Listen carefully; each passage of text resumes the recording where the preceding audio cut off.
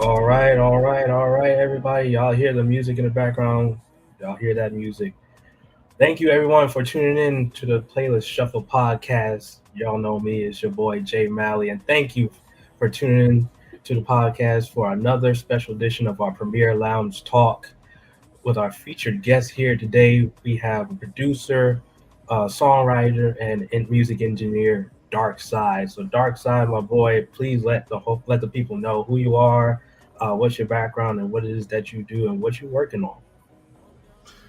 Well, first of all, thank you guys for having me. I appreciate it.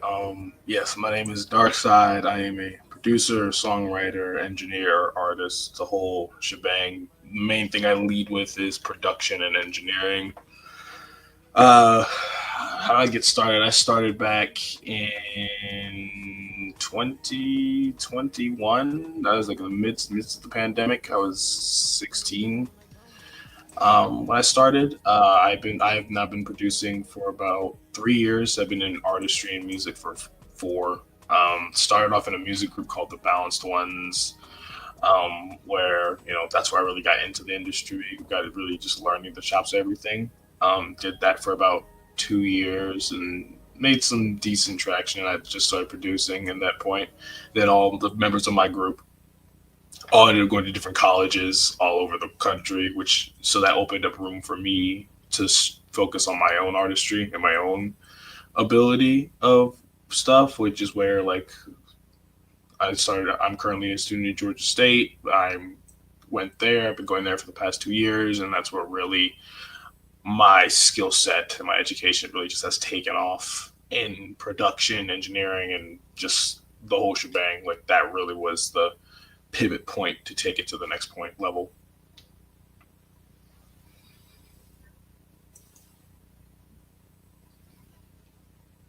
You're muted.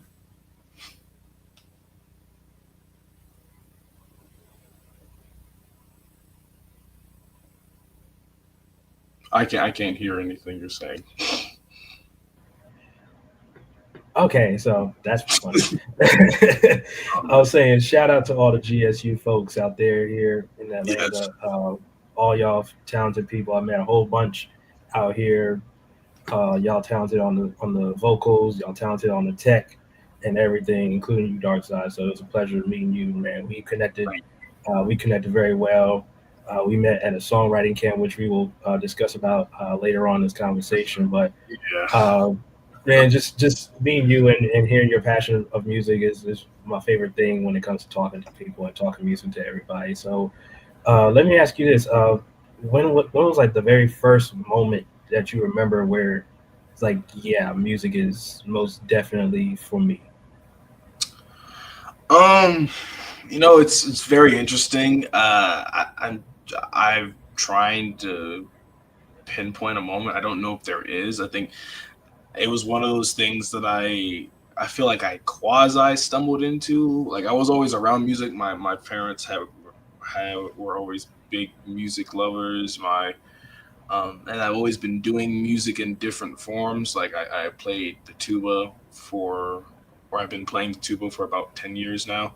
Um, but I didn't want to play classical tuba for the rest of my life, and I was just like, and I didn't know what I wanted to do. I didn't know what I wanted to do, and I kind of was just floating around trying to figure things out, trying things, seeing what sticks.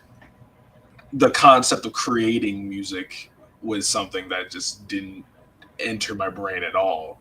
So I guess the moment that changed, it was just subtle. When life throws things at you, just so subtle things just pop up here and there. We're just like, let's give it a shot. Let's see what happens. And I think where I felt like I guess it was meant for me was when I just kept being consistent with everything and then watching how people with industry experience and people who have been in this business for a long time look at my work as and be like, yeah, this is really good, like objectively, not for just where you're at, but just overall in comparison to people who've been doing this for years.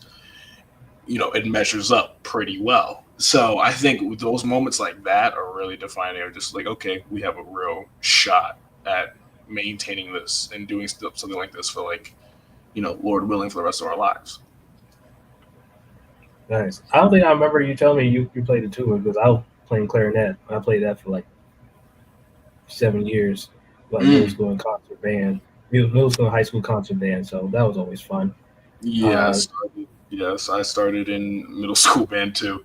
Took it all the way to high school and then played a little bit in college. I'm gonna pick it back up in college again because I got to finish some classes. But I didn't take it to college. I was done after high school. that's how I thought about marching band. I was like, I'll do regular band, but marching band after those 4 years, I'm like, I'm good. I'm good. I'm good on all that. Man, I didn't even do marching band. It's just the only time we actually marched, like both concert and marching band, was like during our annual firemen's parade, and we Mm. just had to march up to the whole main street in town. And during the month of May in Virginia weather, don't recommend it. No, Not in that high school uniform. oh god, I can't. Like it was so terrible, especially like in Georgia in this hell heat. Oh my god, Oh, and we had to do. We were marching on pavement, like just straight up parking lots, and it was so bad. Like the football teams were rescheduled, but we won't because we're psychopaths. Like it's just like, I cool. And we're here from 9 to 9. All right, great, sure. That's when, and that's, you know what? That was when I realized the greatest human invention is AC. The greatest, like TV, telephone, doesn't matter. Air conditioning changed it. Changed it. I didn't realize I was privileged until I got out there. I was like, you know what? I understand why we have houses. This yeah, makes, this makes sense. Why would I go back out here? Like, what? Why? The yeah, swamp. yeah, exactly. When I heard about like the what was it, marching band camp that always happened 2 weeks before school started, yeah, I said Bruh, no, no, I don't want to be part of that. bruh, The bruh. hardest part of the year, like no, no, thank you. Oh my god, it's like peak sun out, and it's just like you just start seeing, you got that long parking lot. You just start seeing the waves come off of the Yeah, ground. Like and it's just like, yeah, it's like it's long. I'm not doing it. I'm not like after I was like, yeah, when I did this, and it was like, you could do it in college. I'm like, if they ain't paying me no real money, I'm not doing this. I love it. I appreciate it. I put my time in.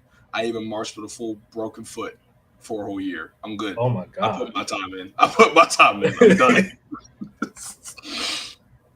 No, Mm-mm. those are those heat waves you see in movies and you see in real life. It's like, oh, that's real. So that's how you know, like it's hot, hot out here. That, That's why that's I didn't that's the want to type do of heat. it. That's the type of heat that come with a harmonica. That's the type. Yeah, That's with that the type. tumbleweed. Yeah, that's that with that flute. That doo-doo-doo. Like that's that heat that comes with a standoff. You can't do it. You can't do it. No, you cannot do it. So that's why when I got to college, I switched over to percussion because I was trying to switch over to percussion during concert band, but it was all filled up. So Mm. once I started playing with the popular bands in college, I was playing auxiliary percussion. Like literally, I was playing bongos. I was the only person playing bongos. Everybody knew me from that, Oh and wow. so I mean, it was still pretty fun. I was playing in multiple genres, which was crazy because they had me playing in like urban music and then rock music, country music. I'm like, how y'all fit me? Someone put me in a Led Zeppelin show. I was like, how in the world am I gonna play bongos in the Led Zeppelin tribute show? And somehow I made it work.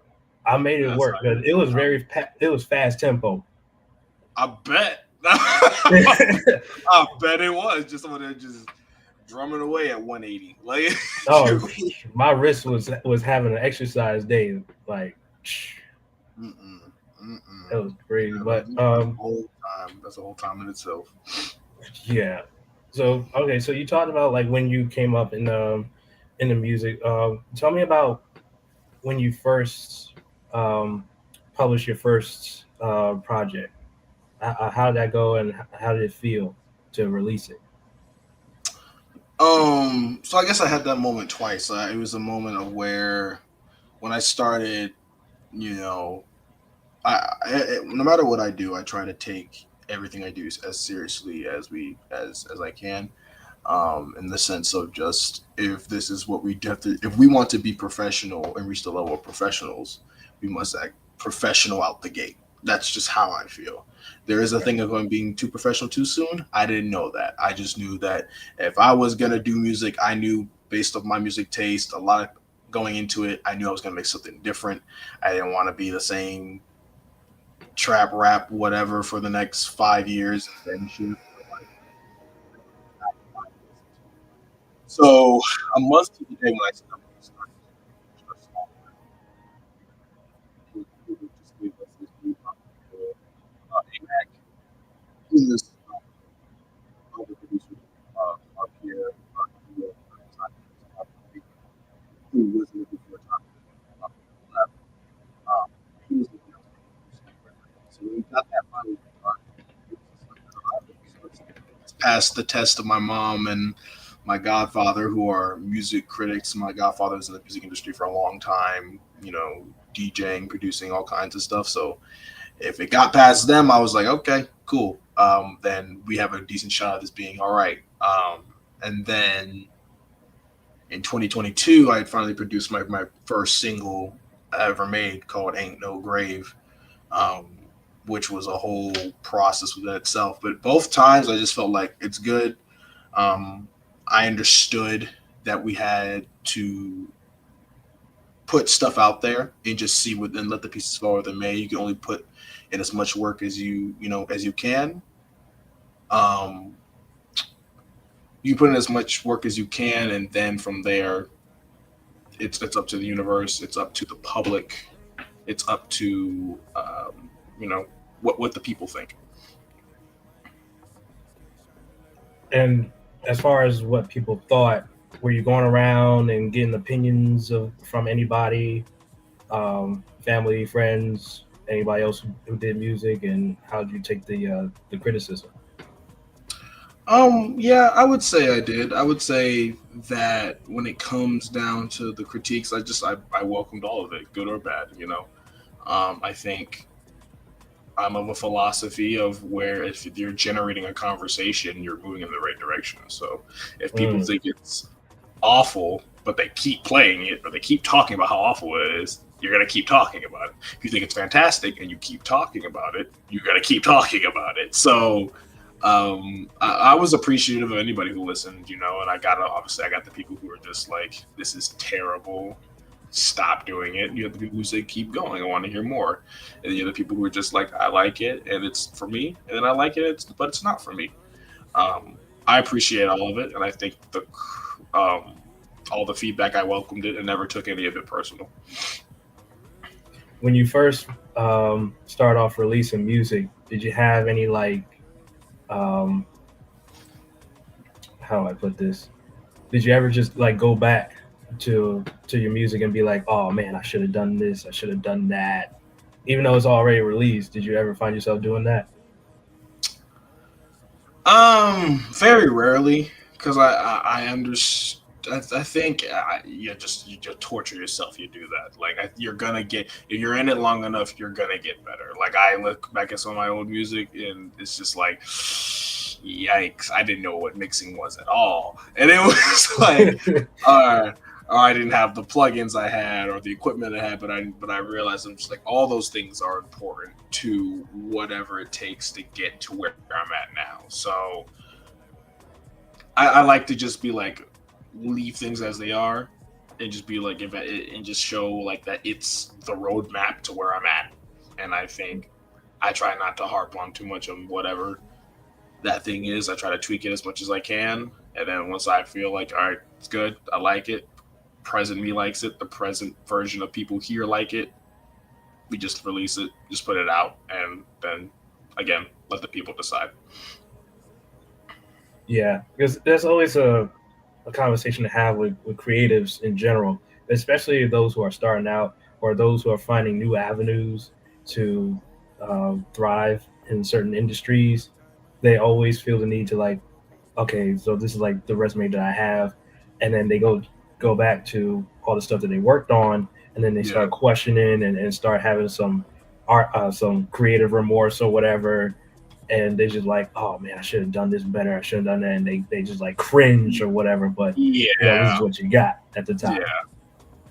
yeah, and it's part of it, and that's part of the journey. And Michael Jackson, well, he might be the one exception, not all the names, but you don't come out the womb with the mic in your hand every time. There's a development process to everything, and in order to understand that, you have to understand and appreciate the journey of what it is that you're doing, and appreciate the process. And a lot of people, the process isn't a highlight reel. The process is the process. It is. You're going to hate some things. Your voice is not going to work. Equipment's going to crash. You're going to lose stuff. People are not going to like your stuff. People are not going to pay attention to your stuff. But at the end of the day, you guys still get up and do what's best for you. Because at the end of the day, if you don't make it to wherever it is that you want to be, there's a lot of outside factors. But the over time, the semantics of why won't matter. It's just going to be you didn't make it, or you didn't do what you said you wanted to do when you look at yourself in the mirror.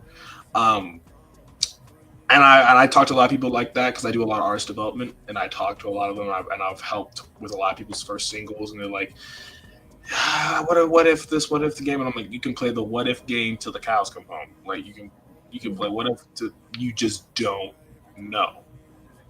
And just as bad as you can play worst case scenario, or this could be the song that blows you up, and then you're in Coachella next week. We won't know until you put it out. Right, exactly. So I mean, it's just like the more shots you take, the better chances you have.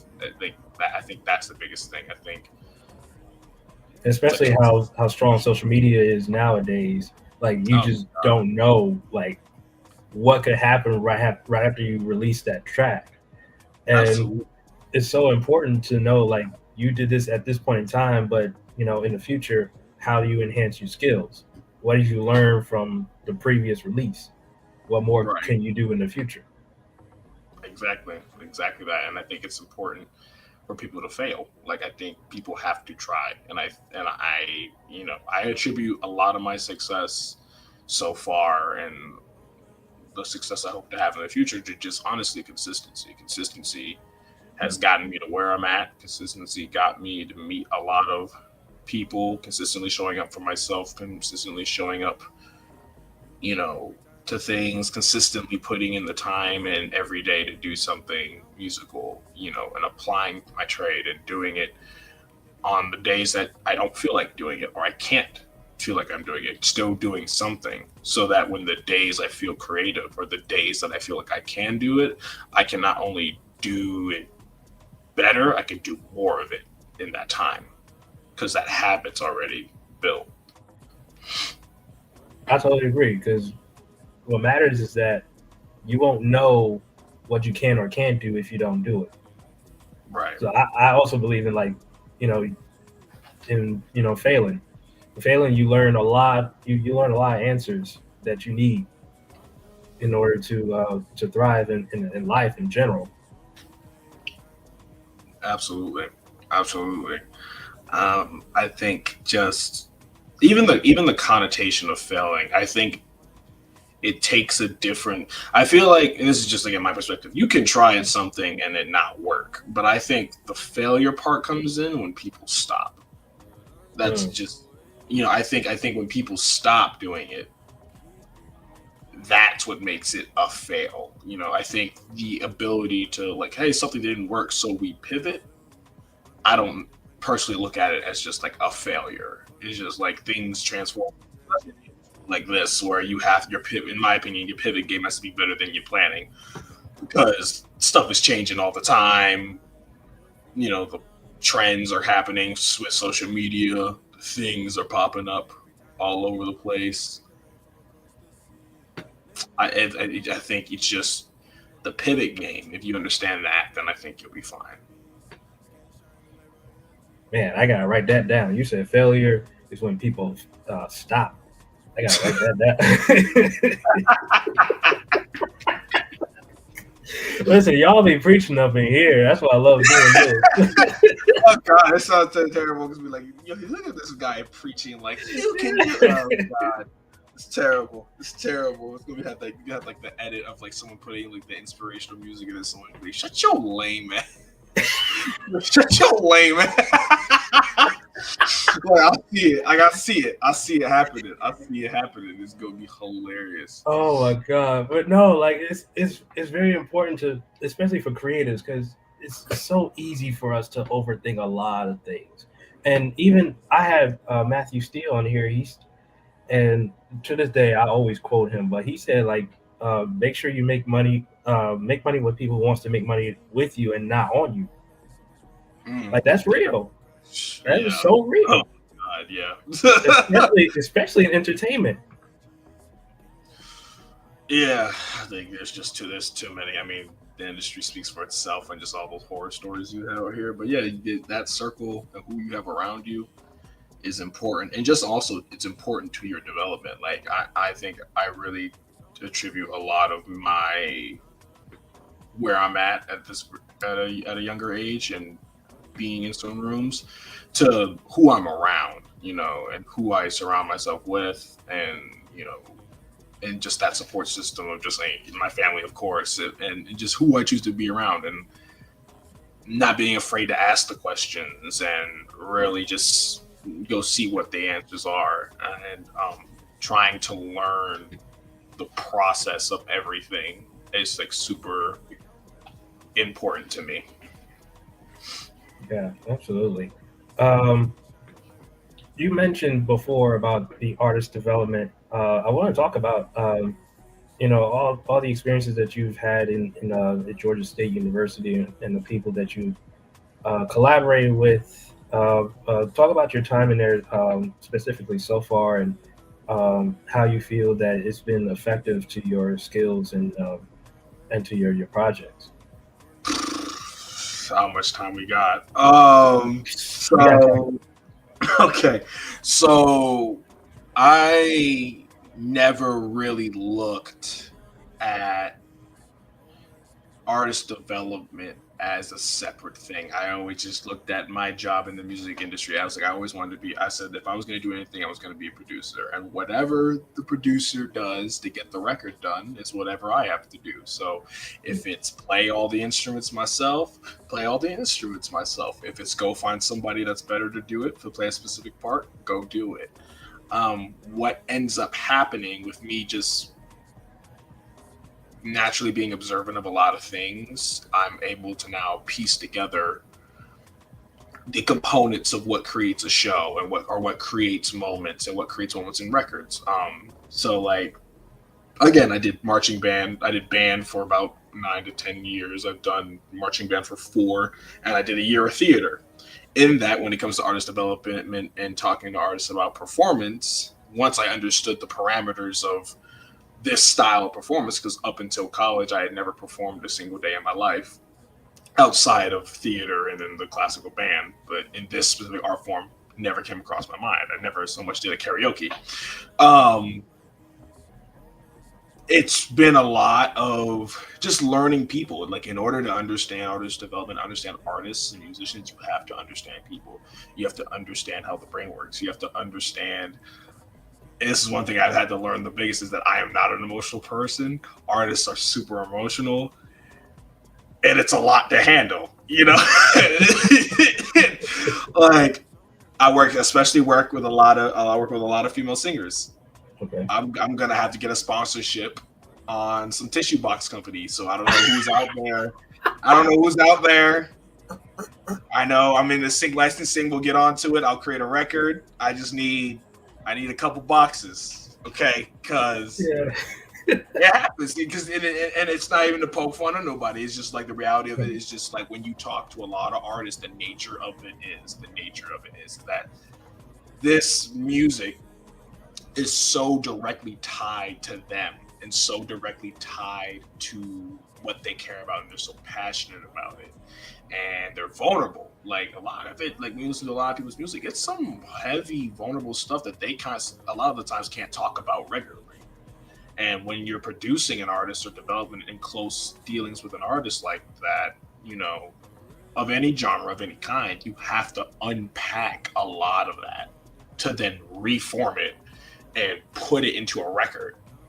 And that's what I end up having to do a lot, is a lot of artists that I've worked with, all kinds of, we've had to really sit down and have like almost therapy sessions to really confront some things of like, hey, why is this tough for you? Or, okay, how do you want to present this? Because if you feel it, I think the best way you can do it is just convert that into something, convert that into your music, convert that into something positive instead of self-destructive. Um, so it's been a lot in terms of let it be. I'll run rehearsals for all kinds of artists in terms of performances, and I'll work on people's projects. Like I'm currently working on like 5 to 6 artist projects at the top of my head right now. Um, let it be. I'll help them understand the business a little bit in terms of what's the lingo, what they need to register for, like PROs and all that. Artistically, what direction lane do they fit in versus where they want to go? It's like such a, it's such an open-ended role of like I'm playing sometimes manager the whole time, the other time I'm just, like there's so many stories I have of specific artists, but they've all been great. They're all different kinds of temperaments. They're all different kinds of people. They all handle things in different kinds of ways. Some are easier to work with than others, but I wouldn't change it for the world. I really do enjoy it. Man, because the more you kept explaining it, because I'm thinking, man, and this is all mostly happening, with other college students.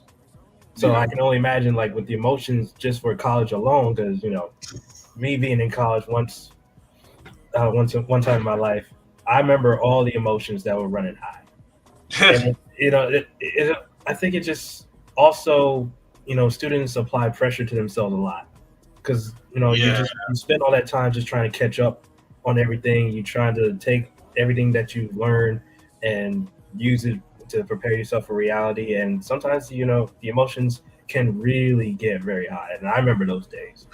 yeah. You see that a lot, and then the internet doesn't help because the internet now looks at success through a highlight reel lens. Oh yeah. And so you have all these intrinsically overthinking people who just want to do what they love for the and now you're comparing it to some 12-year-old in freaking London who just got signed for 7 mil and you're freaking out because you still got to pay your bill for 7 classes and you got a test tomorrow. Like, on top of that, you got these songs you want to put out and you want to put these shows out and you're feeling you're looking down and you're about to graduate and you feel like you haven't done enough. Um, I thoroughly get it. And it's one of those things. It's just like it's a tough game you got to play, and that's where a lot of my services come in. Ironically, of just like, yo, chill, look, and instead of looking at comparing it, you have to understand that two things. One, your journey is different. It's just gonna be different. Hmm. Um, and then two, you sometimes when your goals are so lofty. Again, going back to enjoying the process, we accomplish so many great things that we tend to overlook because our goal is so much higher. Sometimes we do just need to look back and be like, dang, we did do that. Oh, that's nuts. Or, we need that outside perspective of just like, oh, okay, we have time. My life isn't over because I don't have a number one hit record at 19. Like, you know, Right. and like my first song is in top Billboard 100 and all this stuff. So therefore I'm a failure. And it's like you just again, like I tell them, I just like keep going. Like you have to put yourself out there. Like you have to keep going. That's like the consistency piece. There are so many artists that I've worked with, that I'm working with, that I'm looking at the landscape just at Georgia State and just even in general, because I keep tabs on the other schools. I keep tabs on Kennesaw, SAE, all of them, just because I like to know who's around, who's dope, who's the competition, who's who. And I see so many talented people, and then I look at these people who may not be, who are more green in their development on, let it be vocally, performance wise, or whatever. Mhm. And then I look at them now, a year later, and they're the best on campus simply for a fact of just they were consistent. They had the ability, but again, environment, and sometimes you need people to help to help take you to that next level. And I've had a lot of people help me go to a next level, and in teaching you learn and learning you teach sort of thing.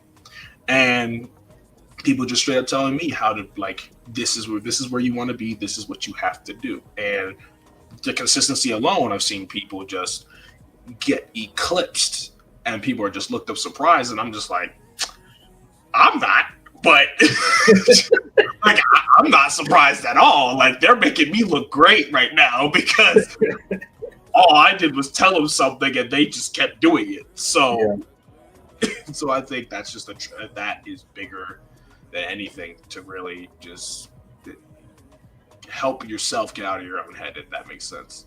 Yeah, no, that makes sense. And it's crazy to think about it, how social media is today and how it has like an impact on, like, what we're, for the sake of this conversation, like some of these college students. Because in my early days in college, I got into college 2014, so TikTok wasn't even out yet. So we didn't have, if I'm not mistaken, Instagram lives. Instagram reels yet, I think. And still the emotions were like pretty high in the music department, and we're all just putting pressures on ourselves and our different degrees, and all the pop music students, all the music business students, and we had our ADP program ourselves, so we had these concerts every Friday, and everybody's just practicing and rehearsing for their concerts. You had like your people who start the show, and then you had your middle acts and the headliners. And every week it just felt like we're judging ourselves based off how we're preparing ourselves and how we executing the shows. And it's not even just like the artists, but backup musicians, schedule planners, managers, the audio engineers, hell, even the spotlight crew. The spotlight crew. It's crazy. And then TikTok came out back in like 2016, so I was like an early junior that year, and it still wasn't really popping like that. But then pretty soon, within a year, next thing you know, we started hearing all these songs being played, certain sections of the song being played like every 15 seconds, and everybody's like now aiming for that hit to be played for like a good 15 seconds, or now 35 seconds, 45 seconds, 1 minute, however long TikTok has extended their reels now is crazy. It's changed. It's definitely changed the game. It's changed how people had to look at stuff. It's changed the way people have consumed music flat out. Like, I think the average attention span is shorter, which I feel like obviously it'll change. You know, it's like a full circle. People are gonna go back. They're gonna be like, "Why would you do a song over 2.5 minutes?" Then they're gonna want the 6-minute ballads back, and then they're gonna, you know, it's the same. It goes back and forth all the time. But yeah, you couple all that. You couple the stress of just music and the stress of, of just life with, like, now you're seeing the world's problems 24/7 all the time, and on top of that, you have your problems all the time. You know, go out there and figure it out. Like, it is just, and like I said, there's a lot of ways that can just turn bad for people in terms of coping, and I think that's where you just lean on people, and it sounds so simple. It's gonna sound kind of like a-hole-ish a little bit, but it's just like, it's why you just gotta go outside. Like, just go outside. Like, get off the computer, you got to go outside and literally just, like, because you just the like the unplugging is so necessary, for just the sanity purposes, and just knowing yourself enough about what you can consume and what you can't.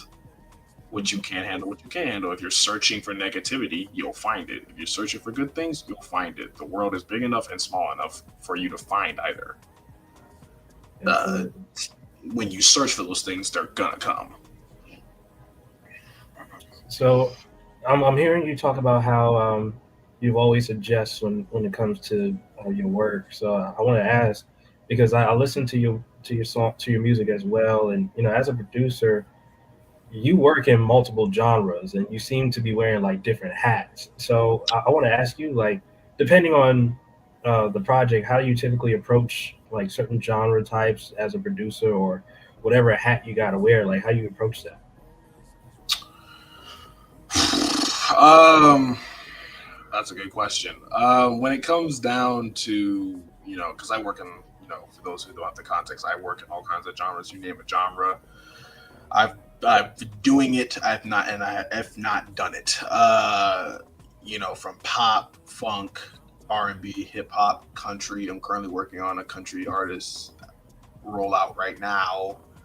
Okay. Um, House, EDM, like I've done an extensive amount. And I think what helps with that is just my history and understanding that I inherently just love music. I knew Mm, going into it, I did not want to be confined to a genre. I just wanted to make things and just make them the best that I can and want to not be limited to wanting to work with just one style because I feel like at a certain point it just gets kind of monotonous. Certain genres are more open than others, but I think my general appreciation of I'll listen to genres. Like if people used to listen to my playlist because I usually have just one playlist of all the music I listen to, like ever added, and they'd call me a psychopath because there'd be like a classical symphony next to a rock song, next to Notorious B.I.G., next to Katy Perry, followed by like it's just all in one. And I just paying attention to those genres I think inherently helps. And so going into working with these artists, understanding I guess what it is that they're looking for, mhm. and it's a mental game you have to play. I have to understand where they're at, where I see them to be, and where they see themselves to be. Because sometimes not all that all of those things don't align, and I just Mm, have to look at it like, okay, cool, your abilities here. I can't give you a record that would demand a skill set bigger than you right now. If I can provide the challenge for you, I will, but I'm not gonna ask you to hit Mariah Carey notes, and you can't hit Mariah Carey notes. Um, in terms of the styles, the genres, it just I kind of like to do justice and authentic to that genre, yeah, with my own spin on it. If it's a thing where I'm allowed to just use some things, I have no problem doing it. I enjoy it. I kind of just let it happen, and I think a lot of people who work with me understand that. Majority of the people, they understand that. They're just like once they because it's a lot of trust in this that's needed in this type of dynamic to let me try to do my thing and let it fit into what it is that they have a vision for. And a lot majority of the times they're like, we love it, do your thing. At this point we trust. Now I'm at a point where a lot of people's just like, create it, I like it, and I'll have some points here and there. There are a few artists that are a lot more particular about what they want, and from there it's just having again the patience and the resourcefulness of just like, okay, if I know that I'm about to work on a bunch of country stuff, I need to find all the sounds on the internet that are country, listen to the all styles of like the genre, let it be the Shabuzi to Bailey Zimmerman to Dolly Parton to like even stuff adjacent to the genre. Like I'll listen to straight up. If I'm gonna do country, I know I'm gonna listen to straight up folk. I'm gonna listen to bluegrass. I'm gonna listen to anything that's adjacent to that genre and all the different intricacies of it to kind of just in my brain subconsciously just be like, all right, we've absorbed the concept of this. Let's mm. now put it here. If that's the most all over the answer, all over the place answer I can get. No, it's a very mental gymnastic game you have to play, but a lot of it comes down to just you have to. Because one thing I usually see a lot in the mainstream, whenever a genre becomes popular, it's a lot of people. It's for lack of a better word, call it swagger jacking, and they Mm. just hop on the trend and don't do justice to the genre. Which again, not everybody's gonna know the ins and outs of every genre. But me personally, if I'm gonna take a stab at something, I want to actually pull it off in an authentic way. If someone asks me to make an indie rock song, I want it to sound like an indie rock song. If I want someone to make, maybe someone wants me to do neo soul, I want it to sound neo soul. So I think proper research and just proper attention to detail has helped me a lot in managing how many different genres I'm working on. Because again, on a regular week, and they shift every day. I had a pop artist in a session yesterday, and before that, I was working on some R&B, and then before that it was indie rock, and before that I was making some beats for these rappers. Like, so it's just understanding what it is that you want to do, really doing enough research to understand it, and then applying it is the best way I can put it down. You see, this is why me and Darksyde we get along because I appreciate the realism that you have, and that realism going like being passionate for music, like you said, like the reason why um, you wear different hats when it comes to working these multiple genres because you just love music, and that's what I love to hear. That's why me and you we get along perfectly. You're my boy. I always look forward to talking to you about this, man. I appreciate you, brother. Likewise, likewise. I think it's just tough, though. I think it's tough to find too many. Even people in music, ironically, like what formulates a lot of people's sound is what you listen to, and a lot of people aren't really as open as you'd like to think. Even especially musicians who understand the process, who understand because the creative process is the creative process. It doesn't matter what genre. And I think a lot of people lose sight of that because it's so tunnel visioned. I'm looking at my stuff. If it ain't me and I don't understand it, I don't like it. And I think there's a big difference. And I think because that you have a lot of people who are just like, oh, it's not good because it's different. When it's like, no, it's still quality work. I can recognize quality work. That's just I'm not used to hearing, or it doesn't, for whatever reason, doesn't mix well with me. But I can still recognize this is a quality attempt at whatever it is they're doing, versus this is just a poor attempt, no matter the genre. Yeah. And even like you and I, we were talking before we went live, but I was telling you like during the ADP program, I was playing auxiliary percussion at my school. Right. And I was just playing bongos, and I was just playing bongos for not just urban, but also rock and pop and what else I say? Some country, even for a Led Zeppelin show, a Led Zeppelin tribute show. So it had some workout on that day, and I was playing for a jazz vernacular. So I've gone through majority of the genres, at least for like the westernized music. And so I understand completely. Just like you, first of all, you need to love music in order to be that fluid in genres. You gotta love it. And for me, like I had to like study some kind of rhythm that I could add that's not playing the same thing as the drummer is playing. You know what I mean? And like a lot of times during the concert, what I would do is in my in-ears, I would cancel out everybody except the kick and the bass. That was easy enough for me to make my own rhythm. There you go. So I learned that that's the thing. It's like when you love music and you dive into multiple genres, you learn how to basically like evolve and adapt your skills and what techniques you could provide for yourself, or what techniques you can learn in order to add something. Absolutely, and I think that's what makes certain people have a leg up with others. It's just the passion about it. Like, talent is talent and work ethic is work ethic. But when you go up, it's very hard when someone who is not as passionate about it but talented go up against somebody who is just as talented and will do this for free.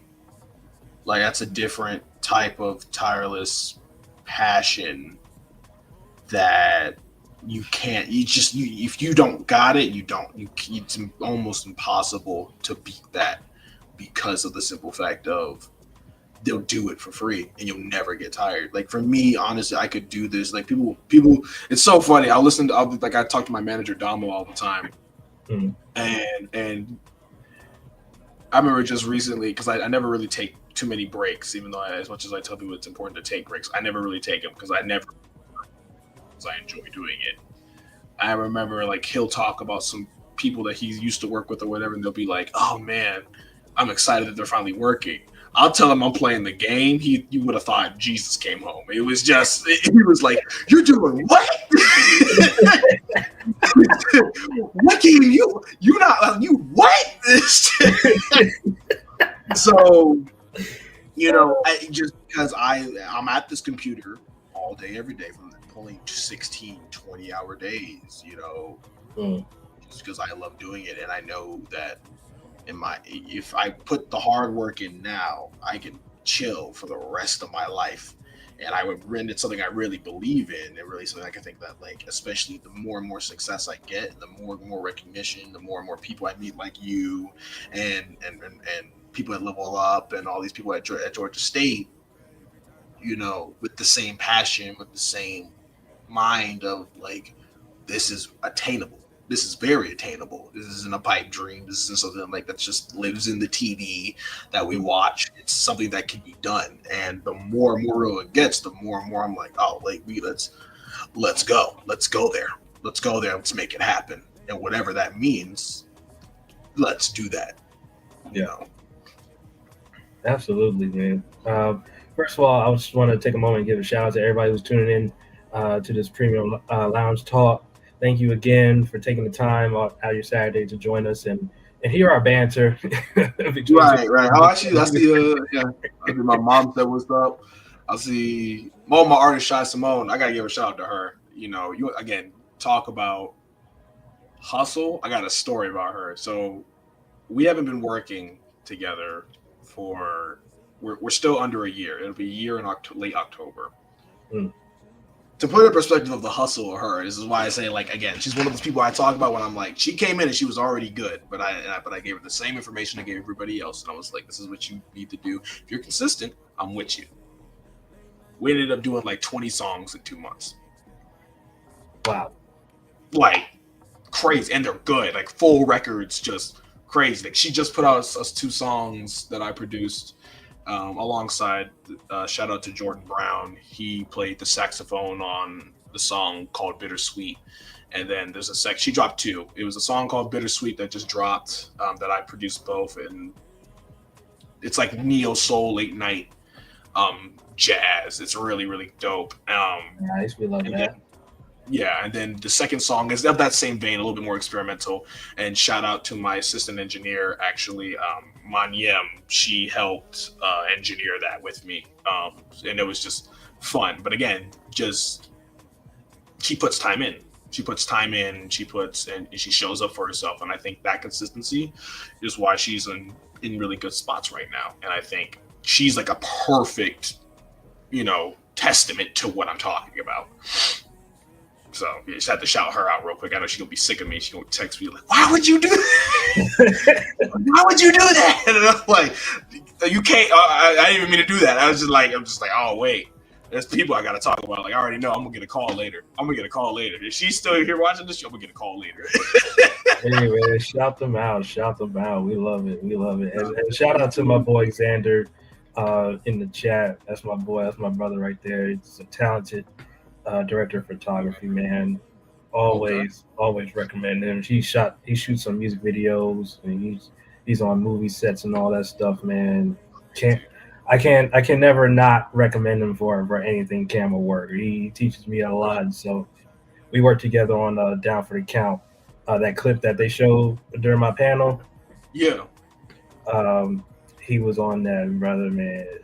Crazy. I can never not have any words about his work. But yeah, shout out to everybody, bro. Bro, I'm not gonna say we don't got enough time, bro. Because I promise you, like, I'm about to say I got plenty. Like, I got plenty of stories with people, because I think, and that's the thing too. When people give you something to talk about, it's such an effort. To me, it's such an effortless thing to talk about whoever it is I work with when they're doing their thing, because it's just like, it's not even me having to hype up everything. It's just like, this is what they're doing. I don't even need to embellish anything. They're in such a groove, like, let it be like entertainment industry or not. Like you said, like he's doing all these movies. It's just like, bro, he's doing this, and this. I ain't even tell you how I feel about it yet. Like, it's, that part yet. It's just what it is, Exactly. And all those things. I just think it's just dope when you're surrounded around people like that who go get it as much as what it is, and they don't even have to be in the same field, but being around that, it's like it's good energy to be around, and it's certainly inspiring for sure. Surround yourself with people who wants to make money with you and not on you. Hey man, I there can't, I you go. can't, I can't, I can't say those words enough. Man, but Um, on point with that one. yeah, bro. I'm telling you, especially it's a good feeling when you go to college and you meet people that's just as hungry as you, and you just vibe with each other and you stick together, and then you finally get to work on something and you release it together. Oh It's yeah. Oh my god. Man, I have so many stories about that. Like, because of a lot of people, because a lot of people I ended up working with. It's so interesting how that works because there's so many people that are like, to me, obviously dope, like obviously super talented, but a lot of people just don't pay attention for whatever reason. So a lot of people I get are the people that people just shun away or don't prioritize or don't care enough to look at. And people are gonna call me like they'll look at me and be like, "How did you do this?" Da, da, da. And I'm like, I'm just not dumb. Like that's how I look at it. Like truthfully, I'm gonna get this credit, and all I did was just like, what do you want to do? Here's a microphone to go do it. Oh, you like to sing? Sing to this in that direction. oh Oh man, my god! Like I think when you work with those type of people, and that's the type of people I get. It's just a lot of people that end up getting overlooked, and it creates this chip on their shoulder, which I get because when I first got into college, it was that I was overlooked. I came on, people hated my music when I first came on. Like it was bad. Like it was bad. Like like I remember I dropped this song, "Don't Let Me Fall." And uh-huh. again, this was when I pivoted to some it was like a soulful R&B rap song, but it's me like kind of singing, but it's more like old school hip hop, right? I'm thinking this is so different from my other dance high tempo records that people have been crapping on. This is gonna be the record that's gonna get everybody in my good graces. Like this is gonna be one like, oh yeah, he's like good now, right? I'm thinking like, all right, this is gonna be the palatable one, bro. That song came out. It caused a civil war in the Georgia State stories. Not People were Civil like, War. bro, I posted this song and it just started this like 3 day. It was like, so there was people swiping up on the story talking to me about like how they like the song. Sometimes I'll post it a lot every day and I'll keep it in people's faces to where they couldn't avoid me. Like where like people could, if they didn't have to know me, but they see my face enough to be like, okay, my God, what is this song? Right. This was other songs. So they might already be getting buzzed. This is my first semester. I dropped this song. And this girl specifically swipes up and she's like berating me like on how terrible this song is. You should quit. Like, don't know this girl from Adam. Like, don't know this girl. Don't know who this chick is. Like, don't know. I post a screenshot of the messages. Like, I make her screenshots out of a reel and put to the song and post that shit. Bro, for 2 days straight, Georgia campus was arguing about my song. Oh my. Oh my god, bro, the amount of messages that I got with people just like reposts of just them being like, bro, this song is garbage. This song good on mute. The people like, y'all bugging. It ain't even bad. Y'all just want to be different. And the amount of people that I'll be walking the class to the dining hall, be like, hey, bro, don't listen to them. They're actually hard. It's like, for like across the street for 2 days, like I started an uproar Oh my about god. just being me. And I'm like, bro, that's why I just like, you gotta go back to what I was saying. I'm like, the conversation's happening. That's one of my most streamed songs right now. It's almost at 11,000 on Spotify.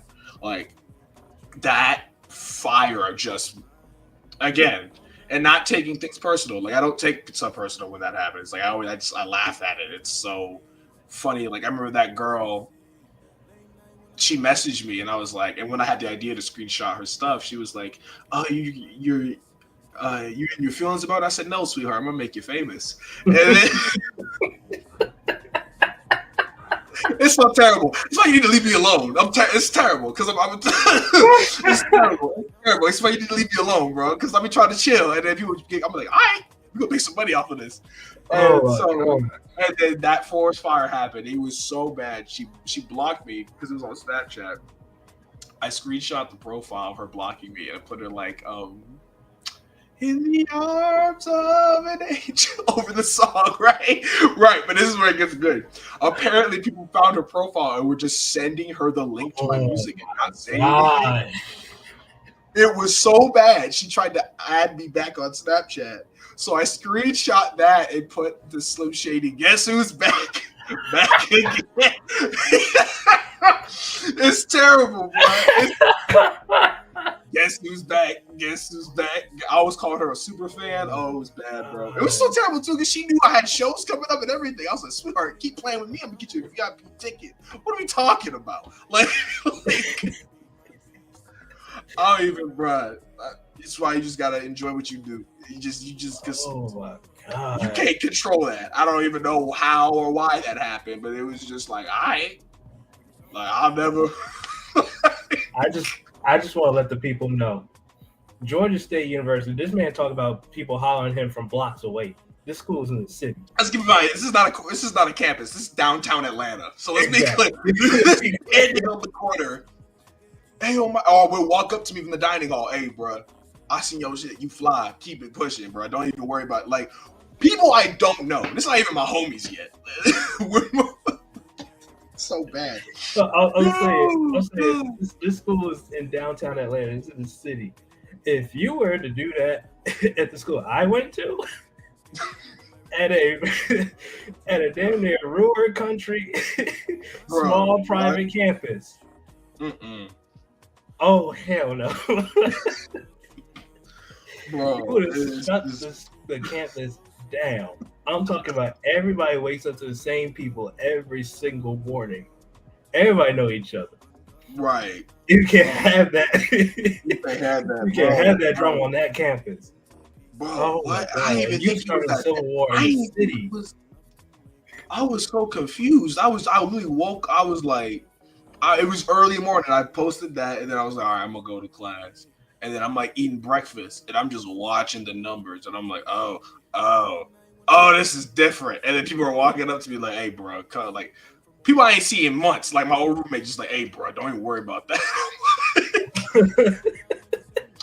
I'm like, so many people heard about me, and then like, I met them later on, and they didn't know who I was per se. But then they were like, wait a minute, were you the one? Oh, that was you. And I'm like, yeah. So bad, bro. These are the arguments that would have you nominated for a Grammy these days. Bro, what? I'm like, get them up. I'm just like y'all talk about the conversation started. Must be doing something right. I always tell my artists that I'm like, bro, you get your first hater, that's a good thing. Keep it pushing. Make sure you get 2 tomorrow. Absolutely. Listen, I don't tell people this often, but I think I showed you when I showed you my website that I got to sync up my novel that I published. I published that novel a long time ago. Right. And it's available on Amazon, and I see people giving their reviews on Amazon. Mm-hmm. And there are people I know that post on there supporting it and all that stuff. And then there was that one that said, story's okay. I was like, oh, okay. I wasn't even hurt by it. One, because I don't know who this person was.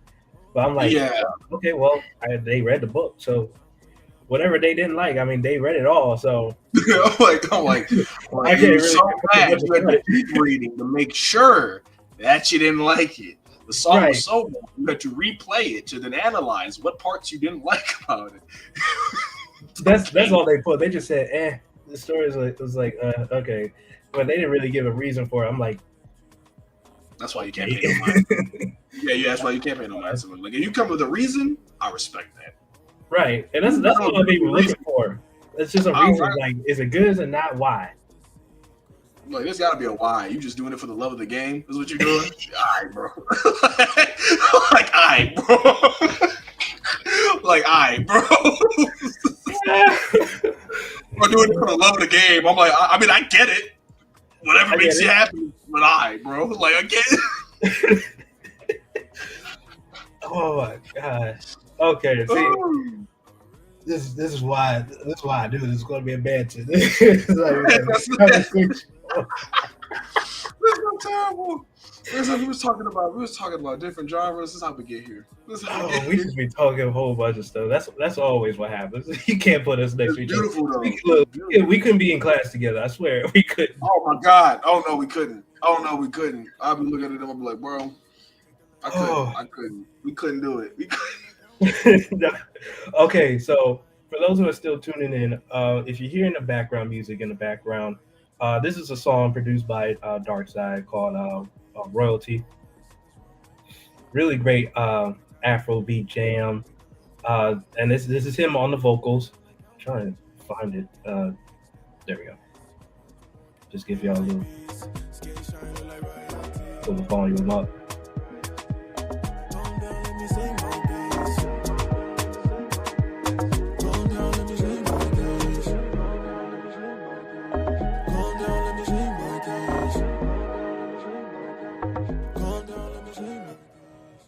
That was just an excuse for me to just flex this new feature that StreamYard got. I'm just playing the music in the background. Right, yo, we found that out right before they were like, yo. Yeah, you know, I immediately got Darksyde to email me the file. Just be like, I just want to try something. And it worked. And next thing you know, I started messing around.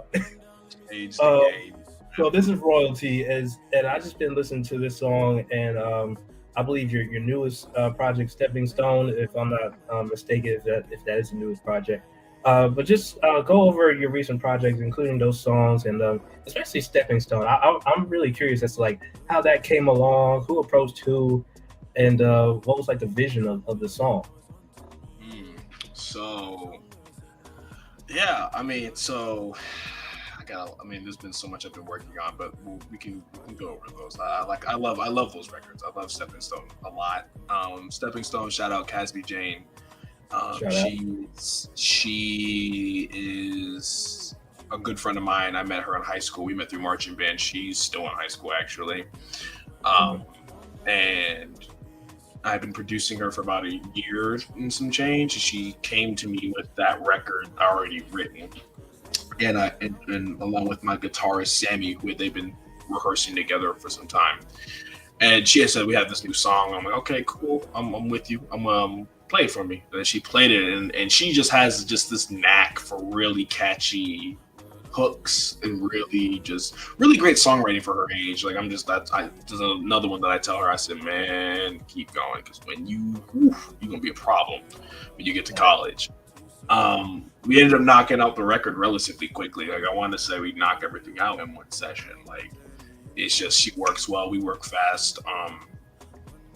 Just putting it together, and just the feel of it felt great, and just the natural rawness of that record. It's the music that I really love to make. Like when I was thinking of like where I want to be ability wise, like I want to pull off songs like that, just that acoustic, live, raw, imperfect feel to it, a sense, and just give it that shine. And yeah, so she had wrote the guitar part herself. I had Sammy play. Yeah, she plays guitar a little bit. So she had wrote the guitar part herself.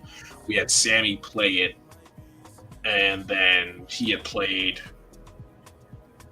the bass line on it himself, and then I had come up with the drums and how to vocally produce her. I ended up, 'cause that's where a lot of my work comes in, is just like what type of runs and what type of harmonies to help hit, depending on the skill set of the singer, because she can harmonize herself really well, but I'll have certain ideas of how to do certain runs in certain pockets that would just blend it all together. And yeah, I mixed it myself, and we put that out, and I told her, I was like, that song had been done for a minute, and we were just like, when it's time, like put this out when the summer comes, and you'll have a lot of people talking about it. And sure enough, we finally were able to drop it when the warm weather came, and it's just been, I love that song personally. Like outside of me working on it, I really do enjoy that record. I hear a lot of people talking about it. I show a lot of my artists, because the majority of my artists are a lot older than her. Obviously, she's the youngest person I work with. And they're just like, man, that songwriting's good. Like it's a catchy, like we'll be singing along. I remember when I first made it, I was just like, yeah, this is gonna be a fan favorite of mine for sure. So yeah, shout out Casby. Quality is dope. Oh man, it's a blessing to be able to even actually actually provide a high quality at an earlier age for myself, and then just also for her. Like she's coming out the gate with just such raw talent and musicianship herself, because she's done, because we had met in marching band. I want to say a senior her freshman year. And we had met through marching band, but we didn't get close until we did theater together. And through there, that's when she approached the first time of me doing music for her. Oh no, I did it. Sorry, we had met junior year because I did 2 songs before that. And there's another song that we did together called, where I'm actually singing on it. She somehow got me to sing on record. She was like, "I want you on the hook," and I'm like, "All right, cool." Called, I'm drawing a blank on what it's called, but it's on her page. You can look up Casby Jane on all platforms. She's dope. Go check her out.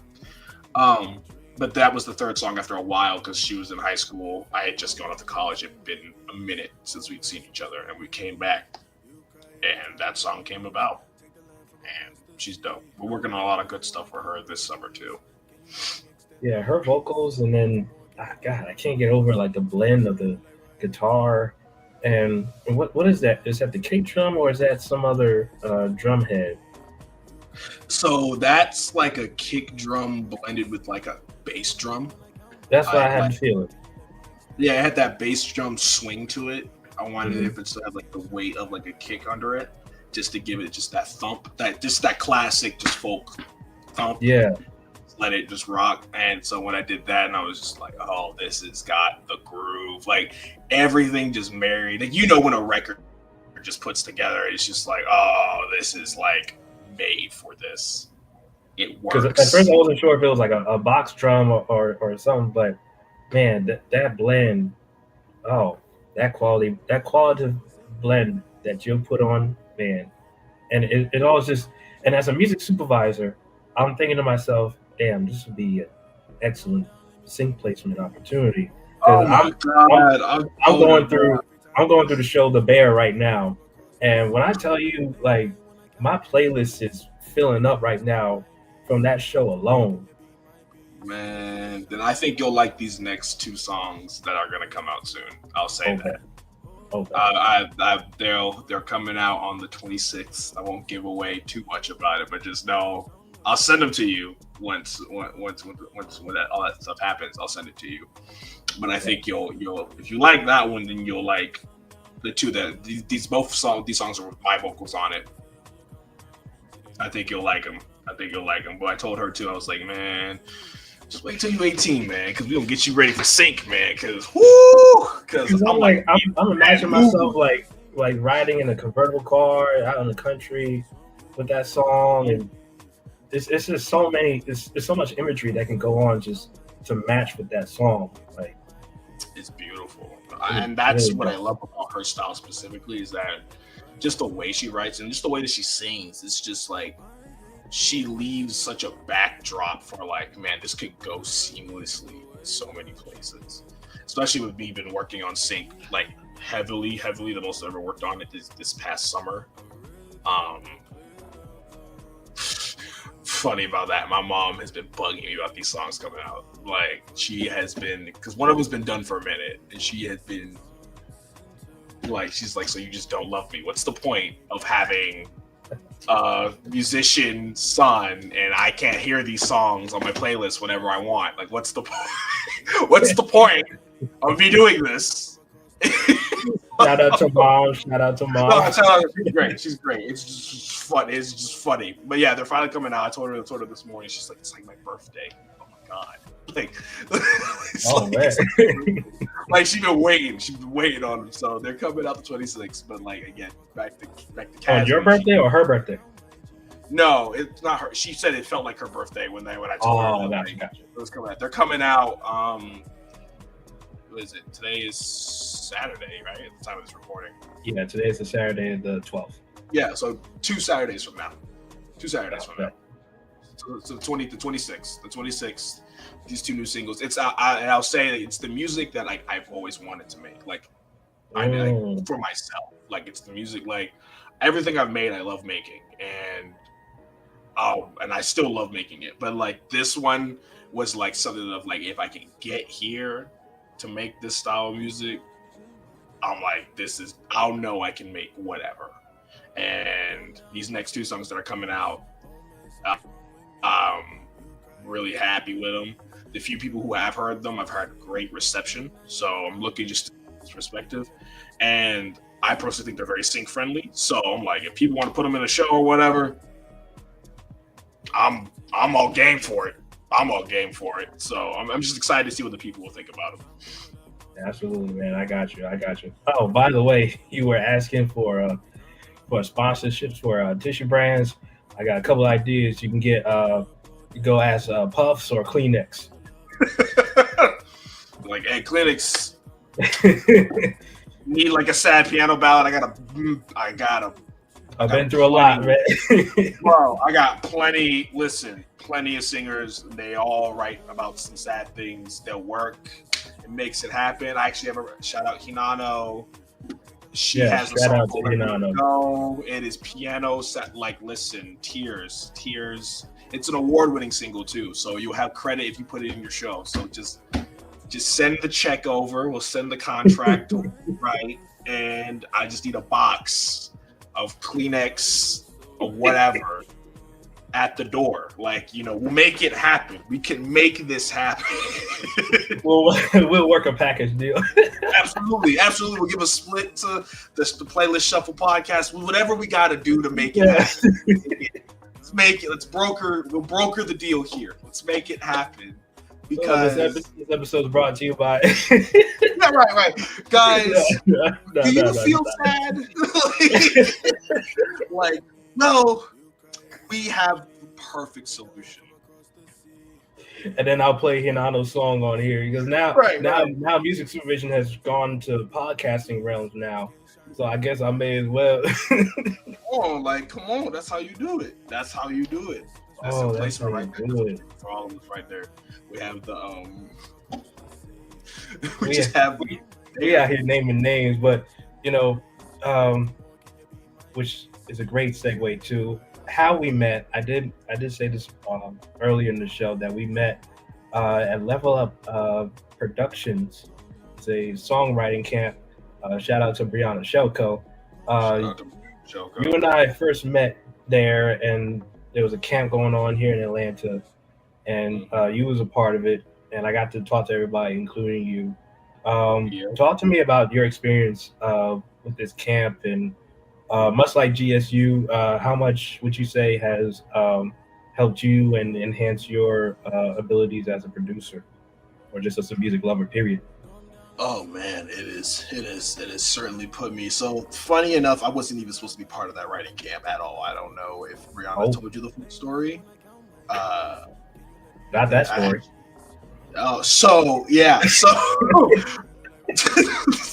Because this is how life happens, right? So yeah.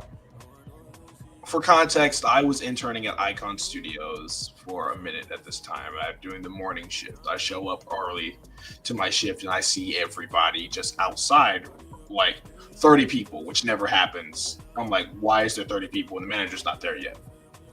And I'm like, okay, cool. So I'm helping everybody come to find out. And I don't know who anybody is. Like, I'm just like, okay, there's just a writing. And then I call the manager and he's like, yeah, there's like a writing camp happening. Let's make it, just, help them out. I'm like, all right, cool. So I'm running around for an hour helping everybody come in, set up, carrying waters up the stairs. They took every chair that we had in the studio at this point. It was just like, all right. So after an hour running it down, I finally am able to sit down. All of a sudden, here comes Brianna running down the steps. And there's like no other engineers on deck. And she goes, just do as anybody engineer. And I'm like, at the time, I'm like, I can engineer fine, but I'm not great in Pro Tools. And I know she's going to ask me to do Pro Tools. And I'm just like, I can? And she's just like, great, I need you. I'll pay you. Grab your stuff, come upstairs. I'm like, all right, cool. So this is what we're doing, I guess. So I come upstairs and she breaks it down to me. She's like, yeah, so 2 of our engineers no-showed and we need someone to run the sessions. We'll pay you, whatever. You're pretty much making a song in 30 minutes. Go figure out how to set up buy. Sounds like it. Okay. I'm like, and I'm just like, yep, we gonna make it happen. Like, it's just like, all right. So I was able to set up, get everything in order. Thank God the other engineer on hand had Ableton to where I could just Oh, okay. just so I could finagle around it. Because again, I could track fine in Pro Tools, but I knew under 30-minute pressure, it was like I need something to be comfortable with. So you were And using so Ableton at the time. yeah, at the time, like I'm learning Pro Tools now because I went to school for it. I just got my certification this past semester, and I'm more comfortable with it. But Ableton's always going to be my number one. I just personally, and yeah, we did knocked out. And funny enough, I had ironically prepared myself for moments like this all the time because I'd always was like, I knew that we wanted that just the industry how it moves is like you want to knock out high quality at a fast time. So I had already been knocking out a lot of songs on my own time really, really quickly to just train myself that way. So, but this was a whole like they're gonna come in, they're gonna have to listen to the beat, then pick the beat, then they're writing, and then you have to track them and get like a decent mix all within 30 minutes. And I'm like, okay, cool. So I do it, and I'm working down to the minute on this thing. And I'm like, all right, done. Here it is. And it comes through and it sounds like good. And I'm just over there like, thank God. oh my God. I was like, thank God. Like, yo. And then, and that was when I got to, and then after that was the lunch break where I got to talk to all of y'all. And they were all like, oh my God, you did so well. And I'm just like, really? I'm glad you think so. I'm just gonna smile and be like, thank you, because oh my Lord. I was so in the moment about it, just like not being freaked. I wasn't freaked out, but it was just like this is what we're doing. All right, cool. And so after that, after like the lunch break, I talked to everybody. Brianna's like, hey, are the engineers not here? Can you give us another, can you cover us one more time? I was like, yeah, cool. So we knock it out. And how I work is once I get that first run through of anything, like I always know it's going to be the worst run. Like once I know I can get the first thing under my feet, it's uphill from there. Or it's like easy from here. The quality's going to go from here. And then, yeah, I did one more run through of a 30-minute session with some people, knocked out another song. It came out really well. And then the other engineer showed up, and then she offered, because I stepped up last minute to help, she had let me write with the camp for like one more round of songs before I had to leave. Because at this point, it had taken up my entire internship shift. Because like I was like from 12 to 5, I was there till like 7, 8 o'clock. Literally, and wrote to a record. It was really, really dope. First time I ever got to write for any camp period, let alone sync. And I had heard rumblings of what sync was, and I had a very, very, very baseline understanding of what it was. And yeah, and then through there, that's what spawned me to be able to go to the sync conference. Like Matthew Steele, shout out to him. I had already bought a ticket, but he gave me a code to get a ticket for free as well. So I was able to bring along Gateway, who is another artist that I work with a lot. I was able to bring him along and be like, hey man, this is some sync stuff. Like this would really help. Bring a notepad, bring some energy drinks or whatever. Gateway is a cool guy. No, Gateway's phenomenal, man. He's awesome. So super talented, super easy to work with. Just an awesome guy all around. Like it was him when I got started in Georgia State, to kind of bring it back to like the question of like how it's helped. It's like I remember just in terms of Georgia State, like I didn't want to go to college, but I knew my mom was like, she was like, you gotta go get a degree and everything, and I'm always of the concept of just like, okay, if this is something I don't want to do, I got to make the most out of it.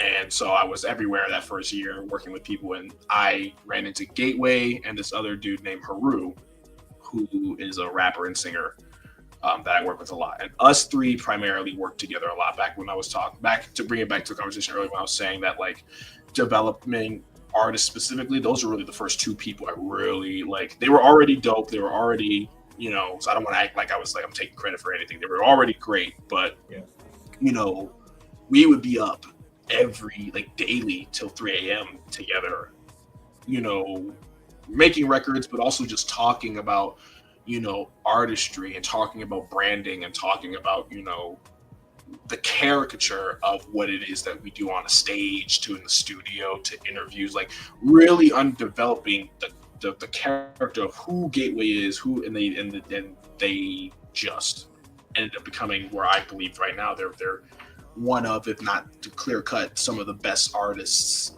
on campus right now. And their quality in terms of everything has gone up. They took what I said in terms of working with them and what they've taught me and ran with it, and they're doing phenomenal things. So I think both those things, working with Level Up, really helped. It really helped solidify to me that, like, because I never know.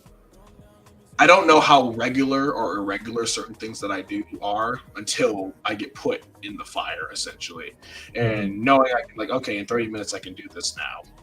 And so when she invited me again to do another camp, it was like still like a growing pain thing, because again, I'm not as comfortable with Pro Tools as I am with Ableton, but even still, it's like I know I can do this, and because I know I can do this, I know I'll be okay, and we're gonna make the best out of it. So I think she just really helped, in her own way, put me into the pressure cooker of just this is what we're doing, and then you want to make money in this business, and you want to be in sync or whatever. This is some of the stuff that comes with it. Yeah. But see how well you can handle it. And I was able to pass with unscathed, and I'm just like, thank God. And through that, I'm able to apply those things and everything that I'm learning through learning just sync in general, in terms of the business, in terms of how music ends up on television, video games, etc. In terms of understanding how to read proper contracting. I'm actually working with this group right now called Smooth on This Side. It's this sync group. Shy Simone's in it as well. And we've been working tirelessly these past 3 months since the last writing camp, or the last conference, Sync Spotlight conference. So I don't know, I forgot whenever that was. Since then, and since I got out of school, it's been sync heavy for these months, and just learning the business and being able to teach the business to my artists and to my friends, of just like, hey, there's real money in this, and there's like, and we have a real shot to do some really cool things. So I think it's helped a lot in my development. I think I wouldn't be where I'm at if I didn't this soon. If it wasn't for these experiences, and I appreciate life and these people, running into all these people, because I'm around all of them. And shout out Daniel Amp, shout out Smooth, shout out Shy Simone, shout out Brianna Shelko, Matthew Steele, Level Up. I think they really are helping. That's just some of the names of the long list of people who are like help shaping me. To be especially here in Atlanta, in this region. Man.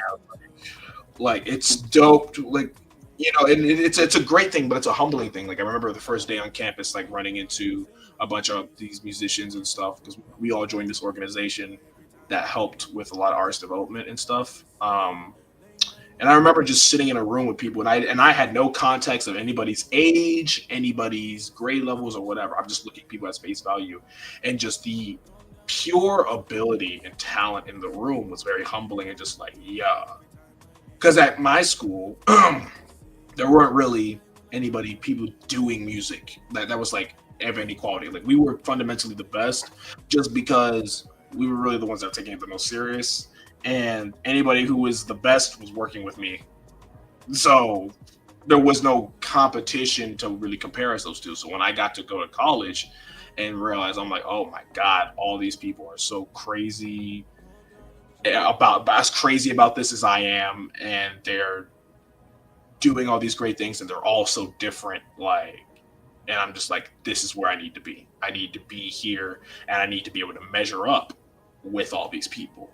And I think a year, 2 years in, I think I can confidently say I feel confident in my ability of like being able to measure up with a lot of talented folks and a lot of good, and be able to work with them, and a lot of good-hearted people. And I've made some really great friends here, and people I want to make money with, and people who want to make money with me and off of me, as you were, as Matthew gloriously said. So I think it shaped who I am. It shaped how I think, and it shaped the way I approach things now until whenever I decide to stop doing this. Yeah, man. It's funny because I remember when I first met Brianna. At first, I followed her on LinkedIn first. That was the first time I ever saw her name. And then I went to Butterbee's Indie Film Festival, BBR, Right. and Brianna was there. And I remember because I remember seeing the Level Up production. She was wearing a jacket, and it had the words on the back. I was like, why am I remember seeing that? And then I looked on my LinkedIn, I searched, and I was like, oh. So after the showings were done, I approached her at the end and telling her like what I was trying to do, be like supervising music and stuff like that. And she's like, "Oh, wow, really? Well, I have a songwriting camp, and we have a session, we have a camp here in Atlanta. Would like to invite you over." I was like, "Oh, okay, cool."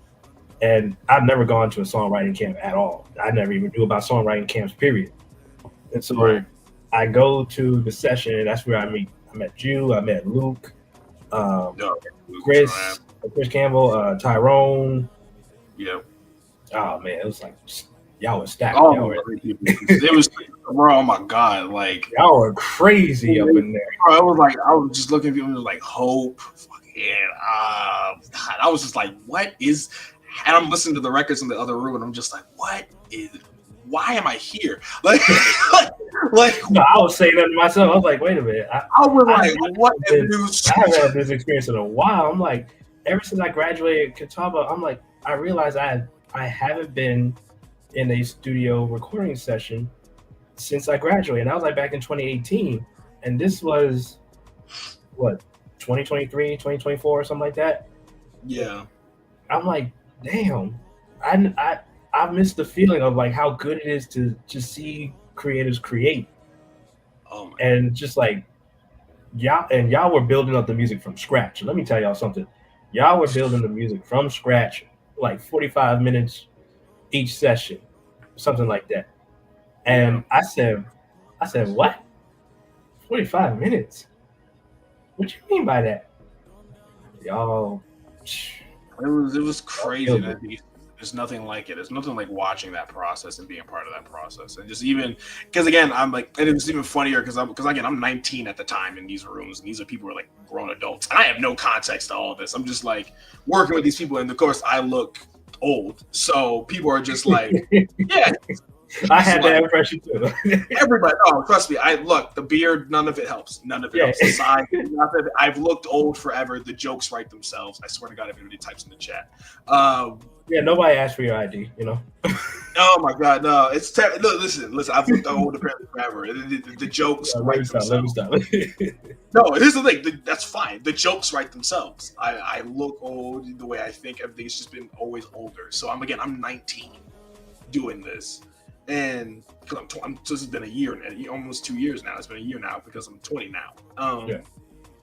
And I remember I'm working everything, and then I guess I'm giving out my Instagram. It's someone in the room. I can't remember who it was, but they were just like, Darksyde, how old are you? And I'm just like, oh, 19. And they're like, plus what? And I'm like, plus 19. And they're like, get out of here. And I'm like, no, that's the reaction everybody gives. No. Like even now, I'm in these rooms. Like I just did this writing camp with TN, who just do this songwriting camp recently. And again, I'm not thinking of it. Everybody's in their like mid 20s, early 30s, and everything. I'm like the youngest, straight up the youngest in the room. And we're working, and no one's talking about age or whatever. And then I guess the conversation comes up, and I'm just like, yeah, like I'm just like, yeah, pull up to the bar. And I'm like, I can't go into the bar. Like I'm not, I'm not. And it's just like, how old are you? Just like 20. And it's just like, what? Oh my God. I've looked old forever, man. I've looked old forever. The facial hair and nothing I do helps either. And I don't mind it. It is what it is. But yeah, I've looked old forever. So it's like my mom makes jokes about it all the time. Like it was a total shock for me when I first met you. I thought I was like the second youngest in that entire room. Turns out I was like the third or fourth youngest. Oh my god! And it's just such a wild to think about. Just like again, like at a younger age, being around that level of talent. It goes back to what I was saying. Just like being No, that's around. good though. That's really good Yeah, like experience. absolutely. I wouldn't trade it for the world. It's just dope to think about. And like again, in retrospect, just being like, God, we were a teenager, and people were making records for like these big companies, and I'm around these people, and they're all and I'm fortunate enough to be in a room and at a level enough to where they're like, you're dope. I want to work with you, and because you're younger, I want to help you out and understand the business and everything. So it's been a blessing of that. That's how working with like Daniel Amp and Brianna, just like being able to be in these rooms and then be like, okay, this is how the business works, and you got to keep up with it. Really, just again shaping how it is that I approach myself and the standards of which I hold myself and the standards of which I hold my artists. So just being like, while understanding they're new and there's certain nuances, when people are ready, but even they're just like, hey, this is what you want to do. All right, if this is what you want to do, this is what it takes, and this is where you have to go. This is how you have to approach things, wherever that may be, because not everybody wants to be a big star, and that's okay. But like whatever it is that you want to do with a certain professionalism, that's how you have to treat it. And it's amazing when I always tell you all the time when I moved here, like I wasn't seeing anybody or hearing much about sync licensing when I first moved down here. So I moved here late 2020, and it took me like two and a half, maybe 3 years until I finally met Brianna and Matthew. One thing for sure, when I met Luke, and Luke told me like his resume, I told him, like, wait a minute, you worked on a Star Wars project. He's like, yeah. He said it so casually. I'm like, I talked to my friends on our group chat because one of them is a huge Star Wars fan. I'm like, hey, so I just met a composer who worked on Clone Wars Battle of the Heroes. And he said, what? I said, Wow. I said the same thing in his face. I said, what? He just said it so casually. When he told me that, I was like, what? Like, keep in mind, I was in the room songwriting with him for like an hour. You were with him. That's the thing. At 19 years old, you were with him. They didn't even know it. He said, we're working. He's like, man, you're really dope. And I'm like, thank you, brother. I appreciate it. And I'm just like, I'm new to all this. And he's telling me, it's just, I was doing Star Wars Clone Wars. And then he showed the trailer at the conference. I'm like, I'm not even a fan of things. And I'm just like, this is the wildest. Right, because that was last year he showed it. Yeah, I remember that. Bro, I was like, what? I was just as shocked as anybody. And he's so cool about it. I love him. He's great. He's so cool about it. He's just like, yeah, man, it's like, I'm wild. I don't even able to get it. I'm like, stop. Bro, well, I had him on my podcast, and I made sure to put that trailer on this program on StreamYard. I played around with it. I got up on there. That thing sounded crisp. I'm like, yo, in the back of my mind, I'm like, this dude's on my podcast and we're watching his work right now. I'm just like, wait, what is wrong with you? Like, it's just so surreal. Like, it's just like unserious. Like, I again just listening to certain people's placements. I'm just like, his placements is crazy. It's like crazy. Just all kinds of people. I'm like, he'll be like, yeah, I got a placement with like Netflix, and I'm like, of course, because why wouldn't you? Like, why?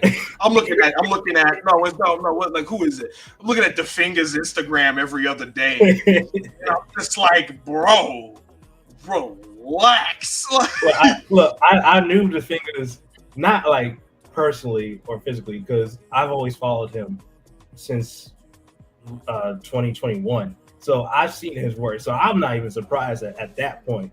It's just like seeing Luke and all the names that are down here and the projects attached to them in Atlanta. Because someone told me last Sync Spotlight that Atlanta is really known for a bunch of beat makers, and sync licensing isn't really a huge like concept or a huge talk. But like now, fast forward, it's just like, or at least through our perspectives, it's like it's bigger than what, at least during my time, in like the 4.5 years that I've been here, it's a lot bigger, or I'm just like more involved. I'm just talking to the right people. I just found them. The concept is actually being talked about now. That's the thing. It's like, yeah. like it wasn't like, again, I I knew of the concept of to get shows on television, but I didn't know what it was called. And I remember like um going to college was the first time I heard about it, and it was more like it wasn't even based on curriculum. It was more of like the professors would talk about it outside of it, being like, "Hey, y'all, if y'all want to get into like placements, this is what licensing is." And that's the first time I heard the term. And then hearing panels, I think it was like a panel with Matthew Steele and London Elixir. Yeah, and that's when I first saw them. Funny enough, I saw them there, and then the writing camp happened, and they were doing judging, and they were just like, "Were you at Georgia State?" And I'm like, "Yeah, I spoke at the panel. Y'all spoke at the panel. I was there." And just like, "Oh, that's where we see you." And everything transpired from there. But like again, it was never discussed. Like I'm talking to other people, and they're just like, "Yeah, we had never heard of this concept," and it's becoming more and more regular, which is a good thing. I think the education of that's important. Yeah. Just because it just helped another people perspective of like there is actual like you can make money in this industry. Like a lot of people talk like there's no money in this industry through streaming or whatever. And I'm like, no, there's real money in this industry. You just got to go find it. You got to go get it. And I think it just helps solidify a lot of people's chances of like, oh, I do have a dream. I have a dream of wanting to do this for my whole career, and now knowing this, there's a real shot here to where I don't have to be on the stage in front of 70,000 people to do it. Yeah, and I think I shared on my panel that I didn't have that education as a music business major at Catawba. It was mainly more about artist management and running a label and marketing your artists, and basically stuff like that, booking your artists at these venues. And I didn't want to be an artist manager. I thought I wanted to be a producer or composer. I tried it. I got me a good deal for Pro Tools, by the way, a good Christmas deal. I played around with it. It wasn't really my thing, and so I was just okay with just being an instrumentalist, but I didn't want to be a touring artist or instrumentalist. So it took me a while throughout those 4 years. It's like what exactly I want to do in music, and then I did a minor in communications because I did like a little internship at radio. I'm like, okay, we got something. I want to do some radio, and we had like this radio gig for my senior year at this radio station around the corner from campus. We had like a 9 o'clock, 10 o'clock time slot on Fridays. They didn't really like us. It was like a oldies radio station, and here comes these millennials coming in. So, but the experience, I appreciate the experience because I was just working the soundboard. I knew how to run the show, and I ran it with a couple of friends, a couple of other students, and we had faculty come in, students come in, interview them, stuff like that. And so I'm like, okay, maybe I could do music promotions. So now I'm just looking for a job before I graduate. Couldn't find me one. I did give me this contract job for like this marketing label in New Jersey, but then I decided to go to Full Sail right after Catawba and just do film because then I just realized I like film. So I'm like, okay, let me see what I can do from there. And kid you not, we shot our thesis film, and the second to last class was our post-production sound class, and Bill Benton was the sound engineer. He's done Independence Day and Dances with Wolves, which he won an Oscar for. Crazy. And he just mentioned the words music supervisor. And because he was just talking about how his department, the sound department, has to collaborate with the music department, and he has to communicate with the music supervisor. And literally, when I say this all the time, but it's actually true. Like a chill literally went down my spine. Like I felt the chill. Maybe it was because the room was cold, and this was in Florida, so the rooms were always cold, and I was already like wearing shorts and stuff like that. So maybe I got a chill because the room temperature was cold. But the chill happened right after he explained what the music supervisor generally was. And so I said, okay, I guess this is it. This is my answer. This chill didn't just come from out of nowhere, like coincidentally. So here we go. And then we took our next class, and then we graduated.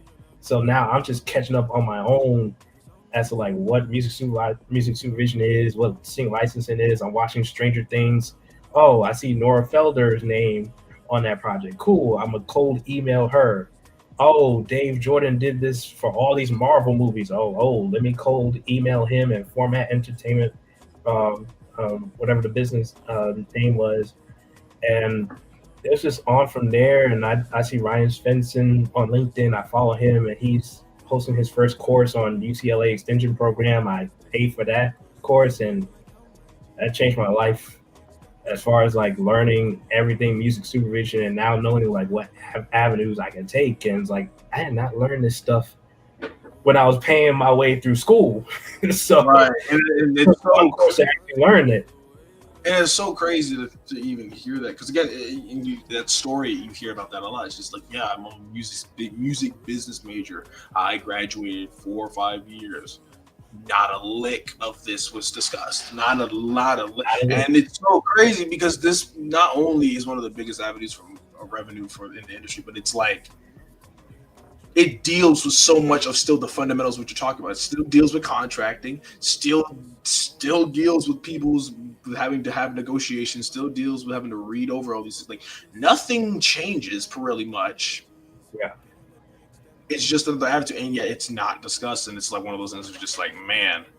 And what frustrated me as a soundtrack lover is that it's always been there. It's the sync placements have always been in your favorite movies and stuff like that. And I've always loved like certain parts of the movies where this song that I love so much being played on the film. You know, growing up watching these urban movies, like, but you never really think about is sync licensing, or there was a music supervisor that made that happen. And I'm just like, wow, the answer's been there through all that time. Right, and it's just been staring you in the face. Just no one's been saying it, which is, again, whatever. You just want to gotta chalk it up to the game. You just chalk it up as like, you know, whenever you were ready to hear that information came to you because you knew what to do with it. And you just chalk it up to the game. Like that's all you gotta do. Exactly. I'm gonna ask you this because like I said, this is not a conversation. It's a banter. Do you have any, or do you see any sync placement ideas or opportunities for your music? Any goals or any like maybe like scenarios as far as film or TV or commercial wise? Do you see your music going into? Oh yeah, man. Well, I mean, I feel like when I'm listening to music, you know, I'm now even there's another lens I can now listen to music to, and ironically, the style of which I already make music is very sync leaning, sync friendly. So I mean, I look at songs like again like Royalty, like Stepping Stone, like Unguarded, like it really is just like I can see that in a scene for a movie or for a show, or I can see it.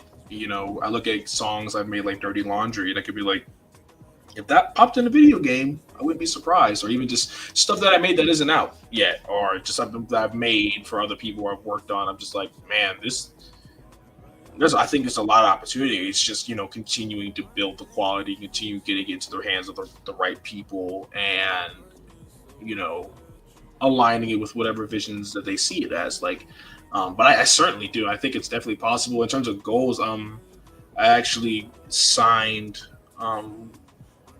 you know, my first sync deal with the sync house in Nashville a couple days ago. Congrats. Which has been, thank you. Which was, you know, it's an awesome moment. It still hasn't fully set in. It was just really, really dope. But, you know, just even through that, it's just like I want to get the placements. I want to be able to, I guess the only goal now I have after like making all this traction, meeting all these great people, is I want to be able to like walk out of college already making money and already being able to go into this full time.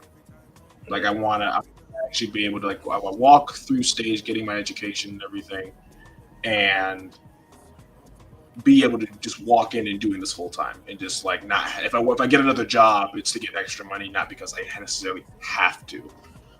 So it's crazy to think as much as I've been working, as much as like stuff's been going on, it's already July. We're already halfway through this year, but I would like to definitely get like a placement before the year ends. Like I think that would be really, really cool to just and to be able to see it on a show or whatever, and just to get paid for it, you know, just to go through that whole experience of everything and getting a major placement with an artist, or just and just that whole thing of like we now have a credit and like look at that, be like, I did that, and show people, and that just like builds that resume more. It just helps me out in terms of understanding the game more. Like those things would be great. Those are just a few things that just happened recently, but I mean, overall, I'm enjoying the process. I'm a proponent of what's meant for me will come to me, because I believe I put in the hard work for it. Going to continue to put the hard work on it regardless, because I just enjoy doing it. And if it happens, fantastic. I do believe it will happen soon. I'm talking to all kinds of people. Like, I'm talking to my manager Damo. He's on like, oh, it will happen. Like, it's happening sooner than you think. And I'm like, probably, but like, I don't know. So we're just gonna see what happens with that. But I do believe there's a room for me to have something there, and I'm just excited to see what that would look like, because I don't even know what it would even look like. I will say, as someone that took 5 years to get my first role as music supervisor, and is still working a full time job, and was working full time job during shooting for Right. that film in LA. Um, you are a lot closer than you think, Mm. because it felt so good, not just to be a music supervisor, but collaborating with the hip hop artists that we had on, Sun Kuma, Sonkuma, if you want to hook up with him. Um, Mm.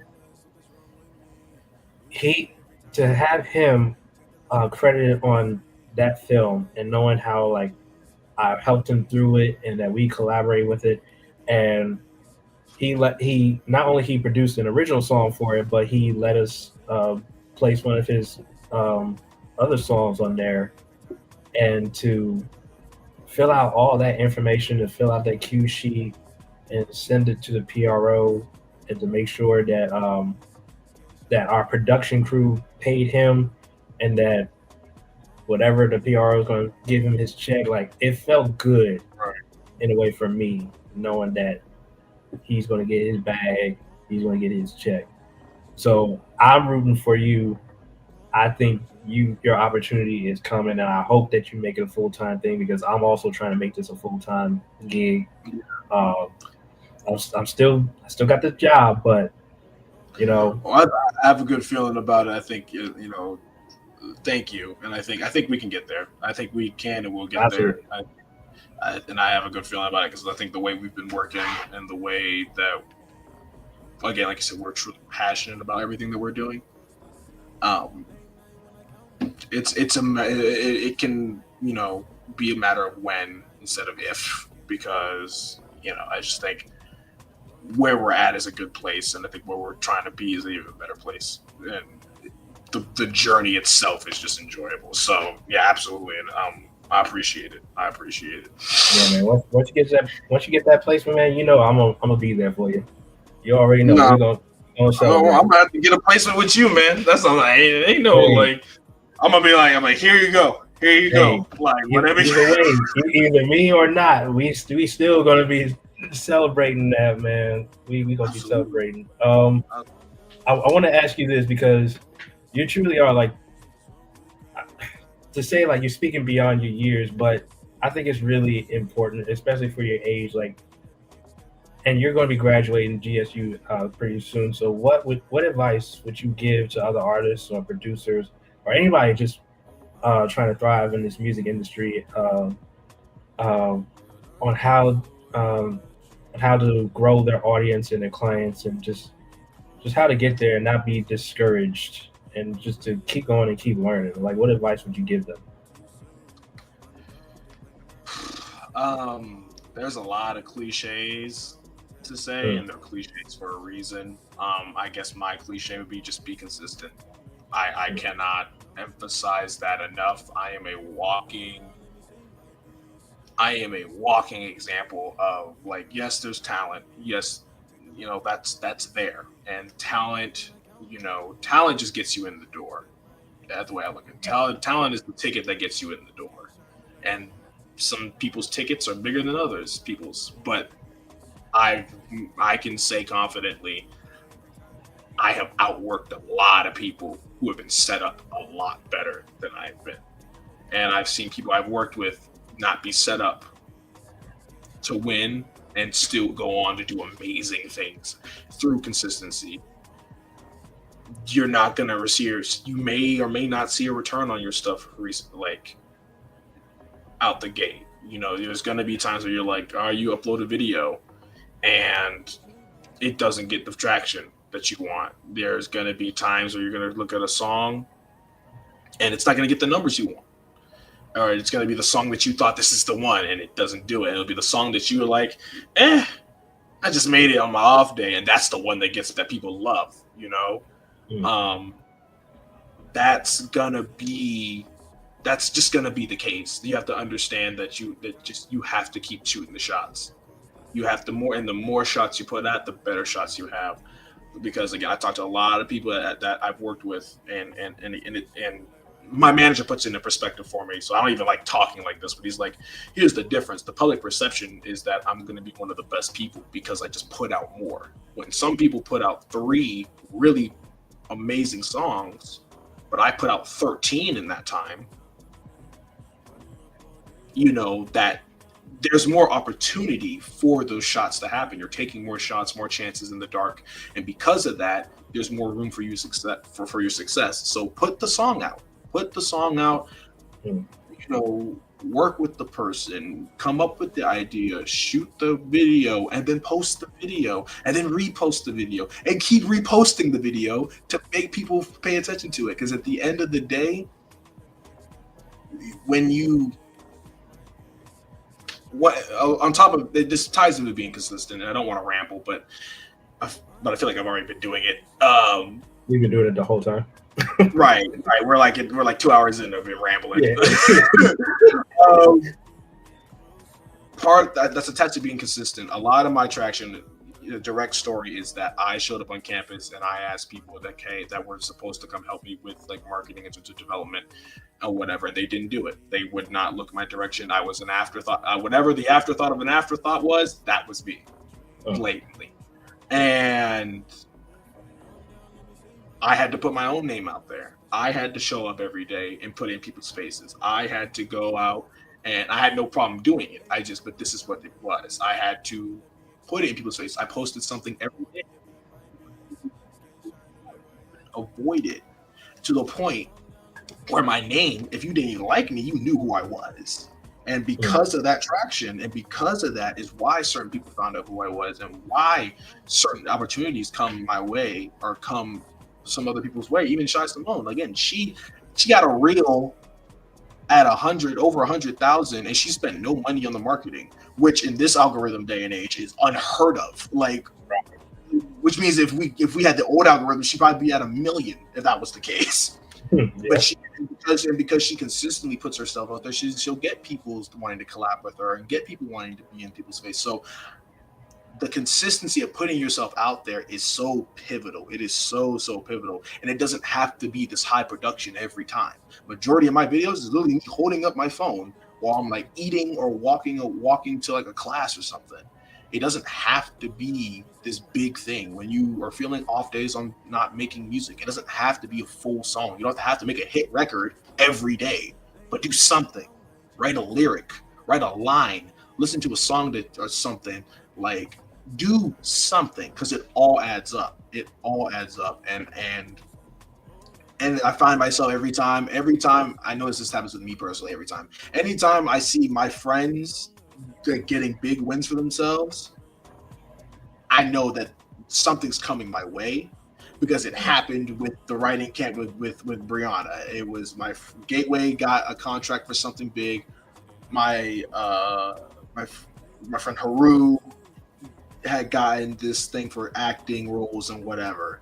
And I remember just being like, well, I hope, you know, the work I'm putting in, I hope it comes my way. And then 3 days later, that whole writing camp where I could step in last minute to do the engineering for happened, changed the trajectory of my life, you know. you have to keep going through and through. Like the consistency of it will beat anybody. It does not matter where you start. It's where you keep, where you're going, where you finish. Like you have to keep going. I cannot stress that enough. Man, that was much appreciated. Man, I felt like you were talking to me. I felt personally attacked. No, okay.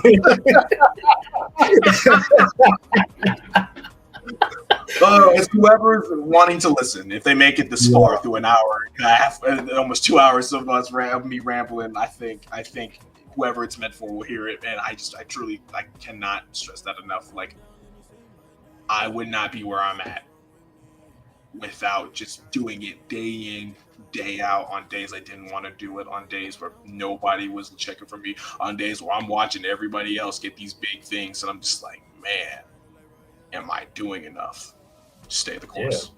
Stay the course, and it will work. And I can't tell you, and I'm going to ask you this fun question after this, but I can't stress enough, like, the best idea I made was to shout out to you, Joshua Coleman. That's a fantastic. Talk about great photographers. Sunspot shots. Him. Shout out. Fantastic. Since I love him. He's awesome. He is hilarious. Great champion.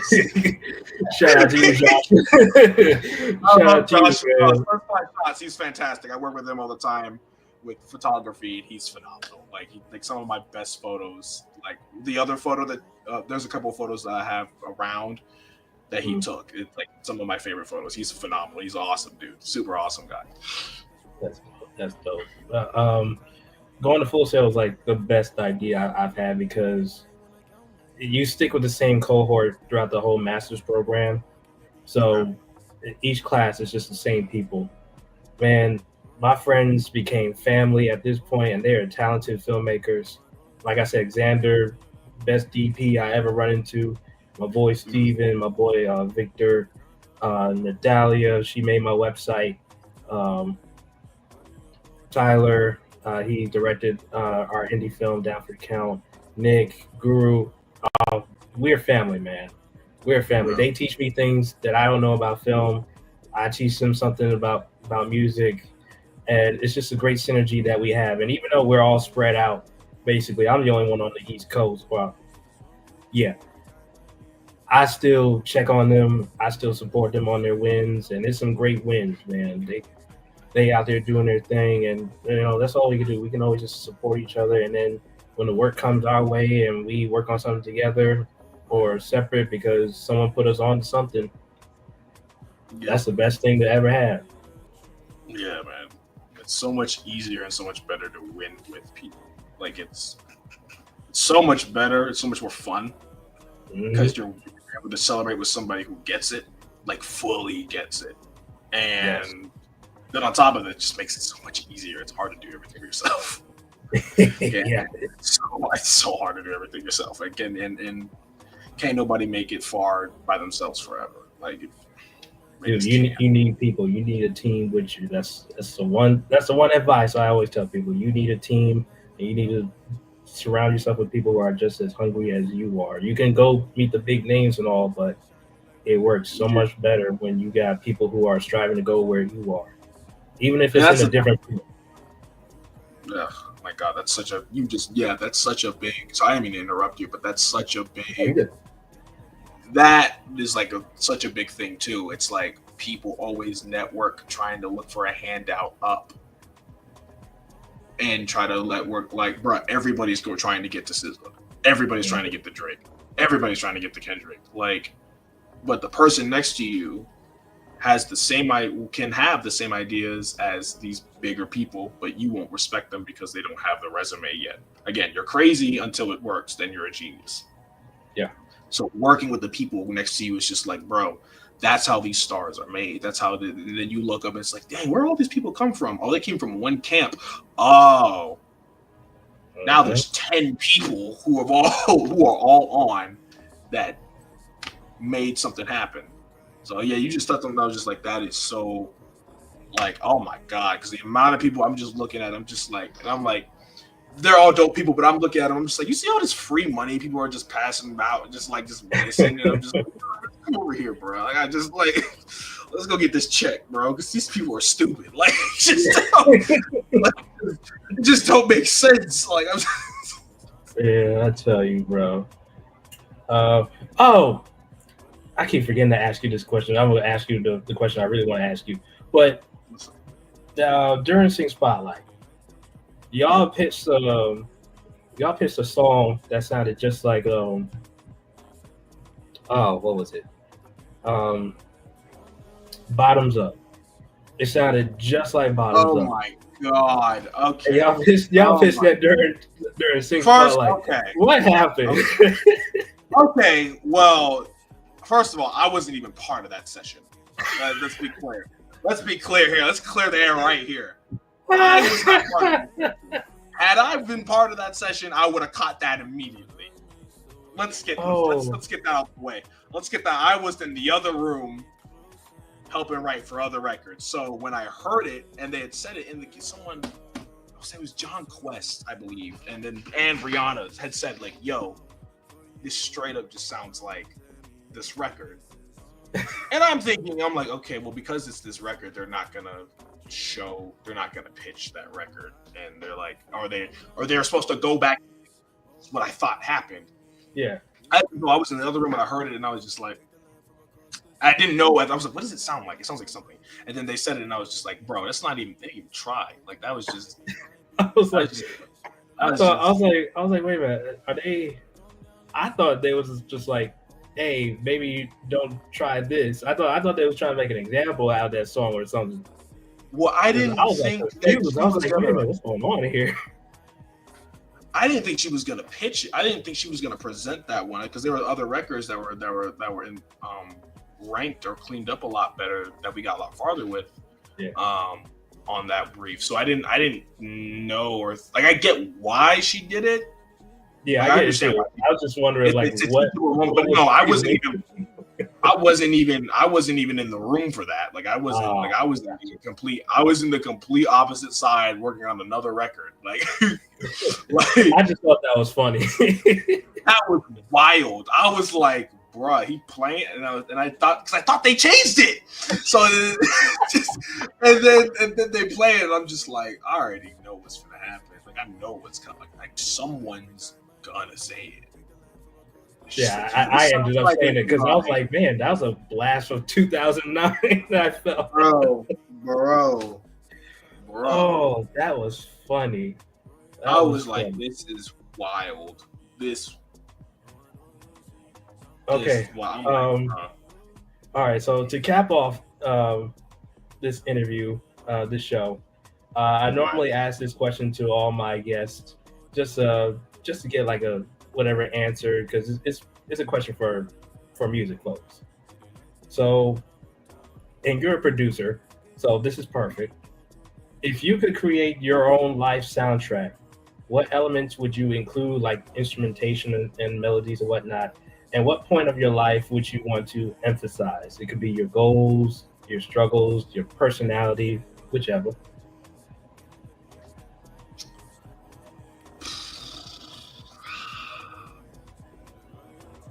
If there's a soundtrack that's ever just stuck in your head, like a soundtrack of another film, that's just like no. If you can make up your own, I could make up my own. What would it sound like? I think it would just sound colorful.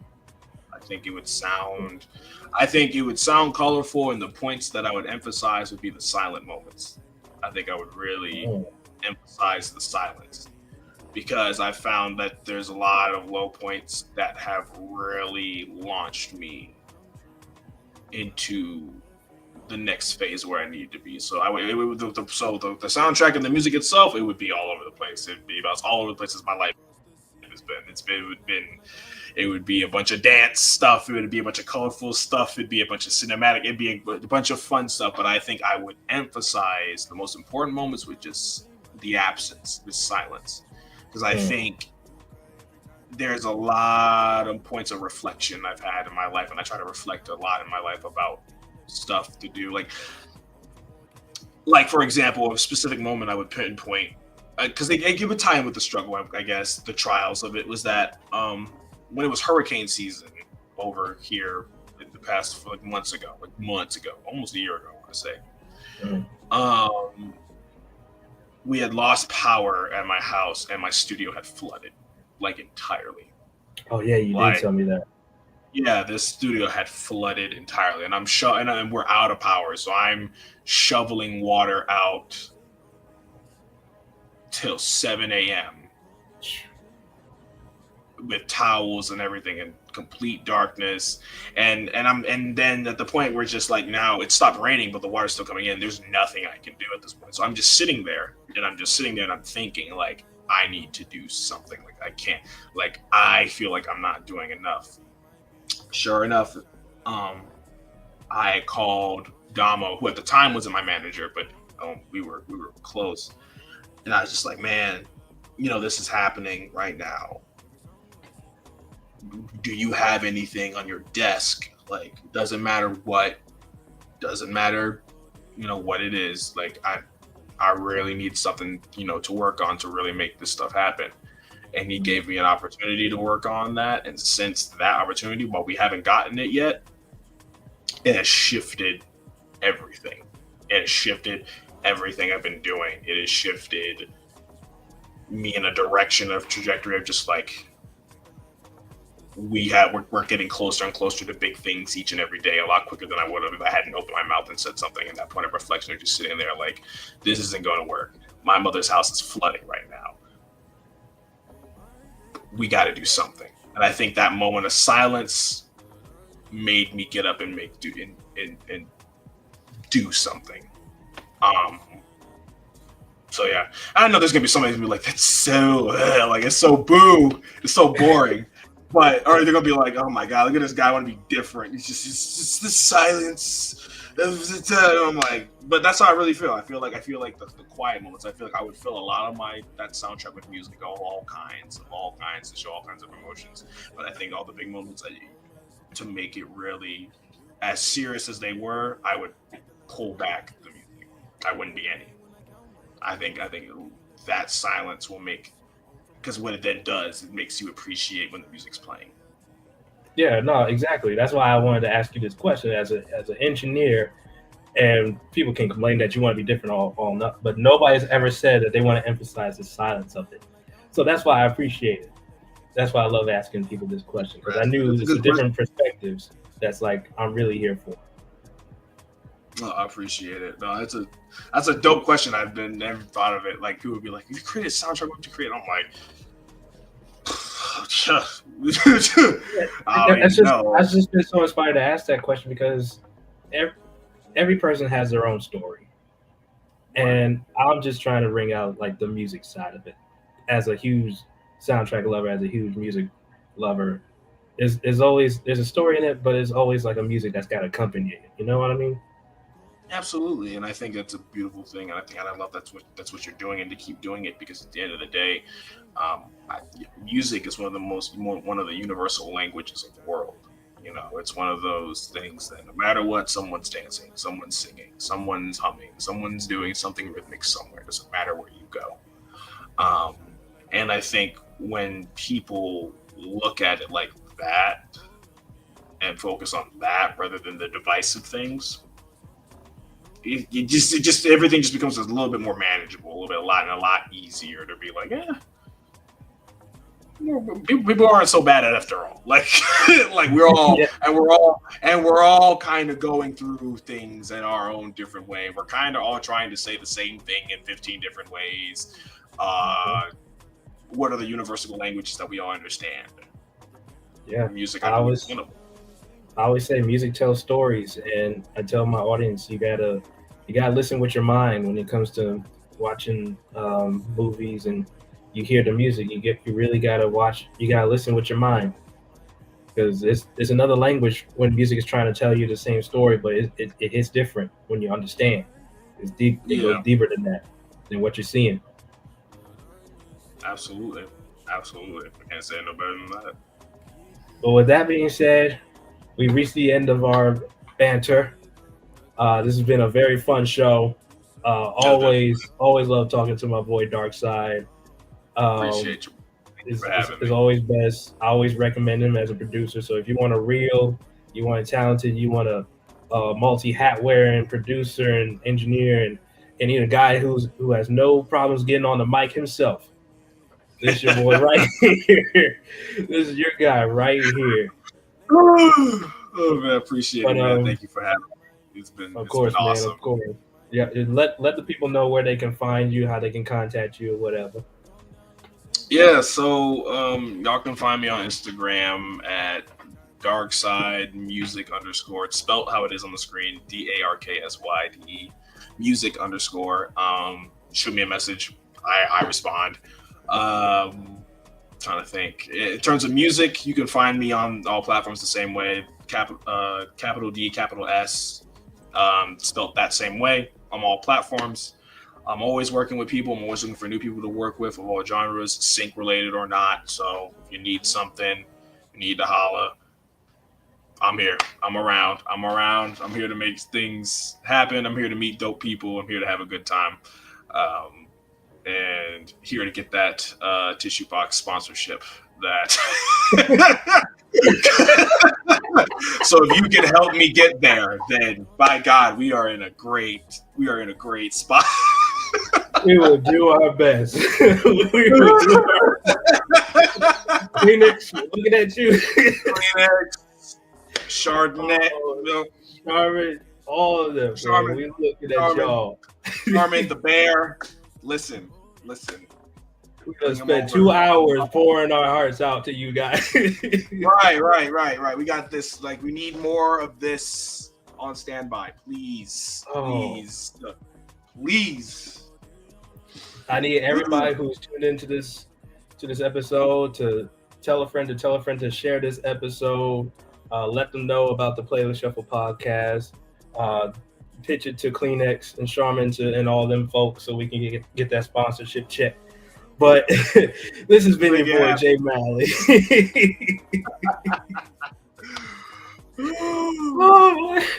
This has been your boy Jay Malley. This has been Darksyde. This has been the Playlist Shuffle podcast, special episode of the Premier Lounge Talk. We truly appreciate y'all. Thank you all for tuning in. This is going to be uploaded on YouTube very shortly, so please share it to a friend, tell it a friend, tell a friend to tell a friend. You can find us on YouTube at Playlist Shuffle Podcast. You can find us on Instagram at Playlist Shuffle Podcast. You can find my personal Instagram at jmalley_guy. And you can contact me. You can book me as your music supervisor at thejeremiahmoss.com. Our website had just recently released just a couple weeks ago. Shout out to Hap Team, HAPTEAM. Shout out to Natalia. Great marketing business. If you want to market your company, if you want to market yourself, I totally recommend them.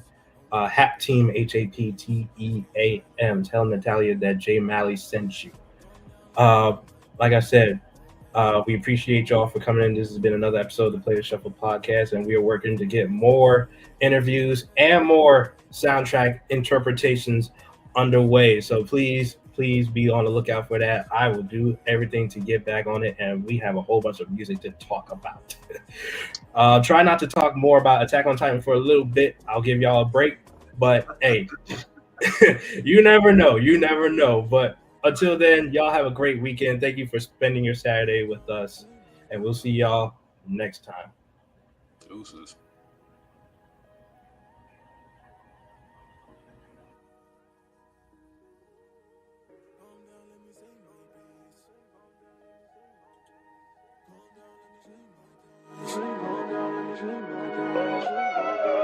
Calm down, let me say my piece. Oh man, something's wrong with me. You cry every time I leave.